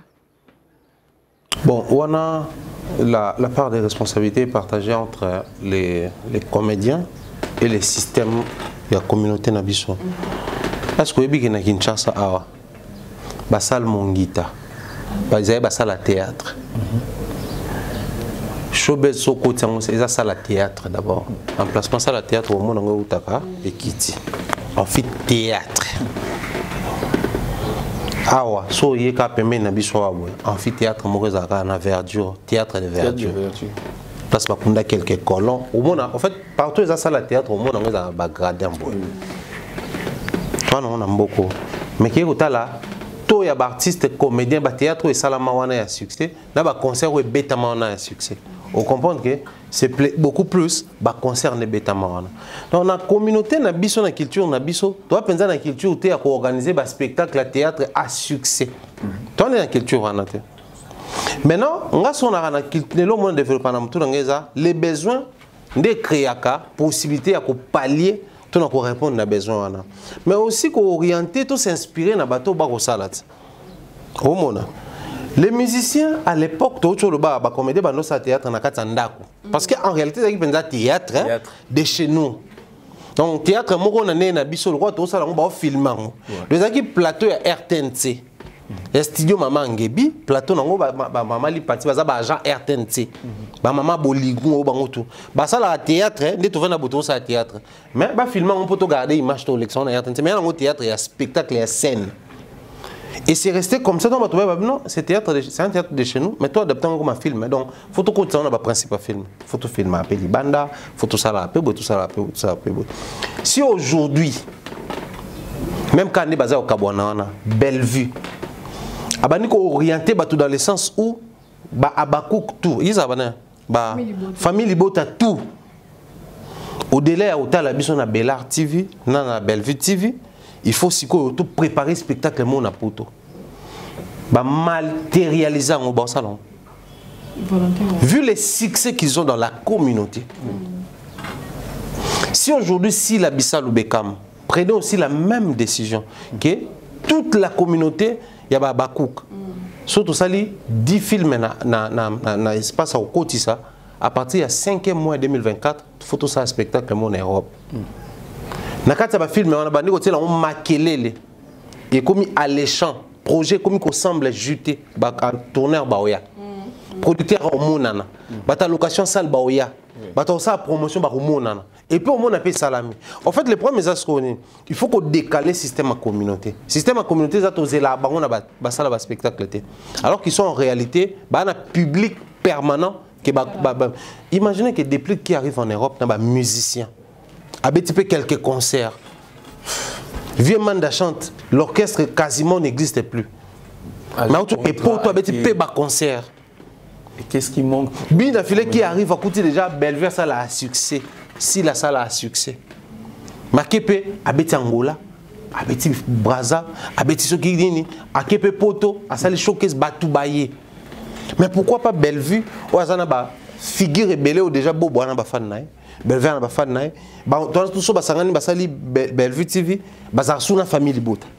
Donc il suffit penza yozo imaginer que ceux qui Bellevue qui na France. Akitina Dacosta, Bobo, Pierrot, Gesho, Davina Apoa, tout ce qui est wana. Spectacle, il y a théâtre, Mambuta, la rana bomo na bango boue. Après on a une possibilité de faire photo ou sa vidéo, il y a quoi échanger ma coordonnée. Tu penses que baoyate? Mais il faut donc créer ce que tu décaler, le système est là, tu décaler on te comme si on boue. Donc il faudrait que les comédiens ba créer ce qu'on besoin. Or bango ba na mo avantage bango ba musicien ba na ngote. Les films entrent chaque semaine. Premier épisode, deuxième, ainsi de suite. Et si les régulièrement. Tout le jour, et aujourd'hui, c'est parmi les peut-être papa et le mena qui dit base, groupe fanatique, prononcé. S'il y a encore des gens qui parlent de Bellevue, parce qu'il y a un bateau qui a théâtre à Bellevue, il y a une mission pour nous la Bellevue. Effectivement.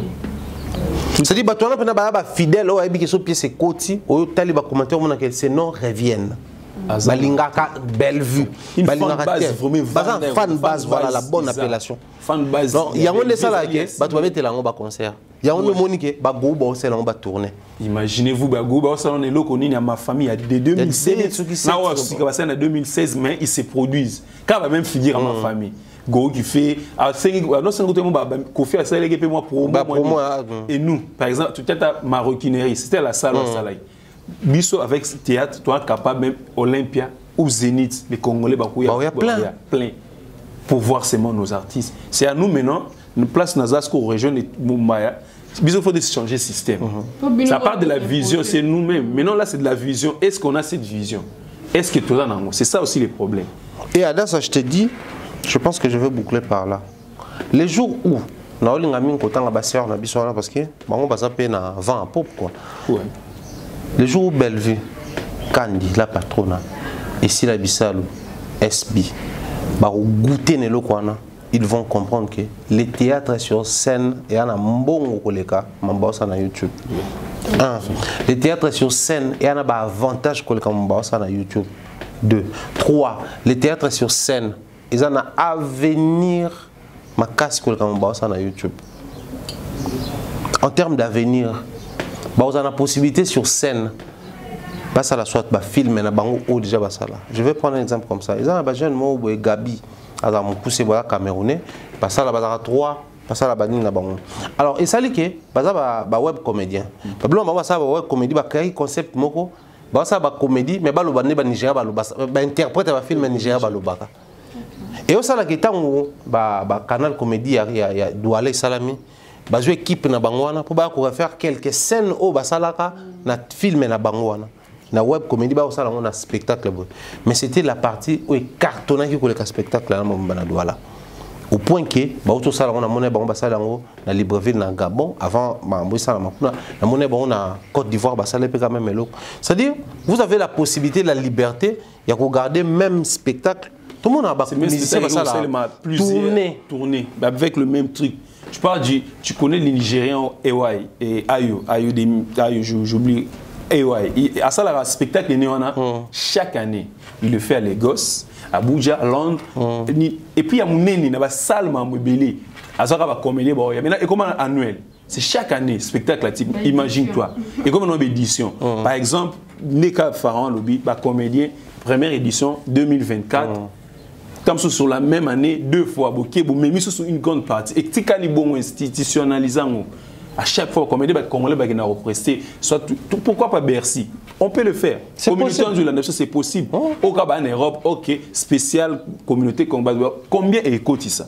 Plus que Mongotozo. Tout le monde a billetterie, a concert, comme 40 €. Imagine ceux qui 50 000, 20 000 bateaux, va foutre 40 €. 40 €, 20 000 personnes. Tu gagnes plus que Otozo sur YouTube. Et surtout, dans l'image éthique, vous allez encore vendre l'image. Bien sûr que oui. Quand tu as un sponsor, un annonceur, beaucoup. Maintenant, ça fait réfléchir. Il y a beaucoup à faire. Il y a s'attarder sur la polémique bidon bête qui n'apporte rien. Parce que ces polémiques, elles ne doivent apporter rien. À part bateau besoin alimentaire, il faut ramer. Ce sont les choses qui vont aider à opérer ça. Bateau bana flambeau. Ce sont les gens qui disent pourquoi on lobby à chaque fois citer Bella parce que c'est bon moto gâché. C'est Kumba mouvement pour l'instant. Il faut se le dire les abandons. Peut-être qu'ils n'ont pas ces idées que tel savons qui va sœur. On peut gagner beaucoup. D'autres personnes peuvent gagner aussi. Imagine ceux qui est là on est commis ambassade et comment on peut ça va viser la facilité. Facilement. Parce que nous tous ça déjà si SB se pointe quelque part avec ses revenus. Mais aussi avec des preuves sur la réalisation de Bango. Il y a 30 personnes. 30 personnes, oui. Si peut tout que dans le Congo, si la Solana va conduire, Belver Solana va conduire, il faut tout le Bango. Donc s'il faut même un petit accompagnement, un coup de pouce derrière, bah ça lango. Et puis n'engue va conduire na baza, bah bangate comme même bah comédien belé na poto. Qui est bah musicien? Parce que avec bateau na succès bah la nanso bah qui bah ozonga na bon. Qui est bah musicien? Le musicien et comme le loba comédien te démystifier le système oui qui est soit qui a ozonga qui est bah comédien on a plus que bah musicien orchestre de qui est boé bah qui est bah ozonga te oh bah ozonga te tout le bien orchestre Amanda Amanda orchestre c'est qui ah bah ozonga te déjà bah ozongi pété nous sommes par rapport à quoi mais tout à l'heure moi jeune autour dans théâtre celui qui groupe qui au ça spectacle moi tu te dis j'ai ne ba qui est boé bah ozonga na bango ozonga par rapport il y a vision moi belé. Il y a beaucoup à faire, en tout cas, je pense qu'il faut tout revenir quand on a... Voilà, cette émission est filtrée. La vérité filtrée. Vraiment. Il faut dire l'émission. En tout cas, on sera là. On sera là. On sera là. Il y a à boire et à manger, beaucoup. Nous sommes à la fin, en tout cas, on a battu tout balinga, en Afrique à Mobimba. On va revenir. Soucier ça. Pourquoi tout changer ta moi image à Mambouango? La place qui est toujours les gens insultent, belé. Non. Pour ils ont l'acheté donc. On a tout fini, on a l'élo, on finit on lobby. Donc peut-être on va répondre sur le tien comme ça. Pénalise soit et koumi. Attends l'accent. Oyem ta fini. Merci. Je réponds pas c'est et ça n'a ni chaud ni froid. Pour dire que donc c'est ça vraiment la futilité quoi. Donc bande qu'on a biso, bande qu'on a on a beaucoup à faire. Il y a une mission où il y a plus côté scientifique et je pense que tout. On a tiré la leçon, mais on va revenir. Moi je salue tout le monde dans Bisso donc ça m'a bien quoi donc. C'est bon, c'est ma finger. Il me va finger à ming. Nous on a Charles on va na ba te ba quand tu as insulte ton déni. Ah, va ta YouTube, va ta vous-même. En plus de ça la mission, est-ce que on va finger pendant un point. Na comme ça un message. D'accord. Mais sans relation avec le Parlement. Je peux savoir de panani. Comme Bote n'a pas si on a vieux boula les simples mecs depuis les États-Unis. Merci cher René pour les orientations et surtout pour intéresser sur notre projet. On espère que ça va donner naissance à Marambo Belé. Dire bien de bonnes choses à Mireille Flore Oyona. Salutations à Nadine Mayo. Irène Bio, ma jumelle chérie, depuis l'Australie. Des gros bisous à toi, à maman, à toute la famille Moukonaï, je vous aime beaucoup. Je pense à Mère Siko, la première dame de Lausanne. Moté ma grand-pote Gobelich, Papa Rich, Andy Louawa, un enfant pas comme les autres. Salutations comme ça à Bernard Chamala. Tati Eric, le 001, l'international. Bien de bonnes choses à toi. Merci beaucoup à vous et merci à toi, Adassa, pour l'invitation. Merci, mon. Farah, la Goma, non? Je pense moi, je donne. Oui, Goma, surtout, Goma. Goma, je serai là, on a fait un mois. Bah, donc, je serai là, on a fait un mois, oui, à septembre. Donc, on a vu que pour Farah, un peu à côté, qu'on a Afrique, je serai à Goma chez vous. Je serai à Goma à la fin de ce mois de septembre, donc faire un mois, quelques jours. On a fait ce binôme, donc voilà. Bana Goma tout. Non, là côté la bino. Goma maintenant, en tout cas, ça n'a tout le monde même à Benganga connaissant après à foutre la billet là ces jours là au visiter. Même si on a un qui n'a pas sommet la billet pasteur Jérémy Safari église MIP. Il a fait voyage, j'achète les billets ces jours tout donc d'amis simbo monté. Salut papa. Bata Goma culture na bon so ba netinga sanga bosala to ba Congo ya ka Goma te connaissez ba billets ça ba bien na katsabi bon. Moi toi tu choisis la date, moi je t'achète les billets, je te réserve l'hôtel et tout le reste pour le séjour. C'est qu'on veut bah tout le monde a beaucoup ça là. Et ça bien.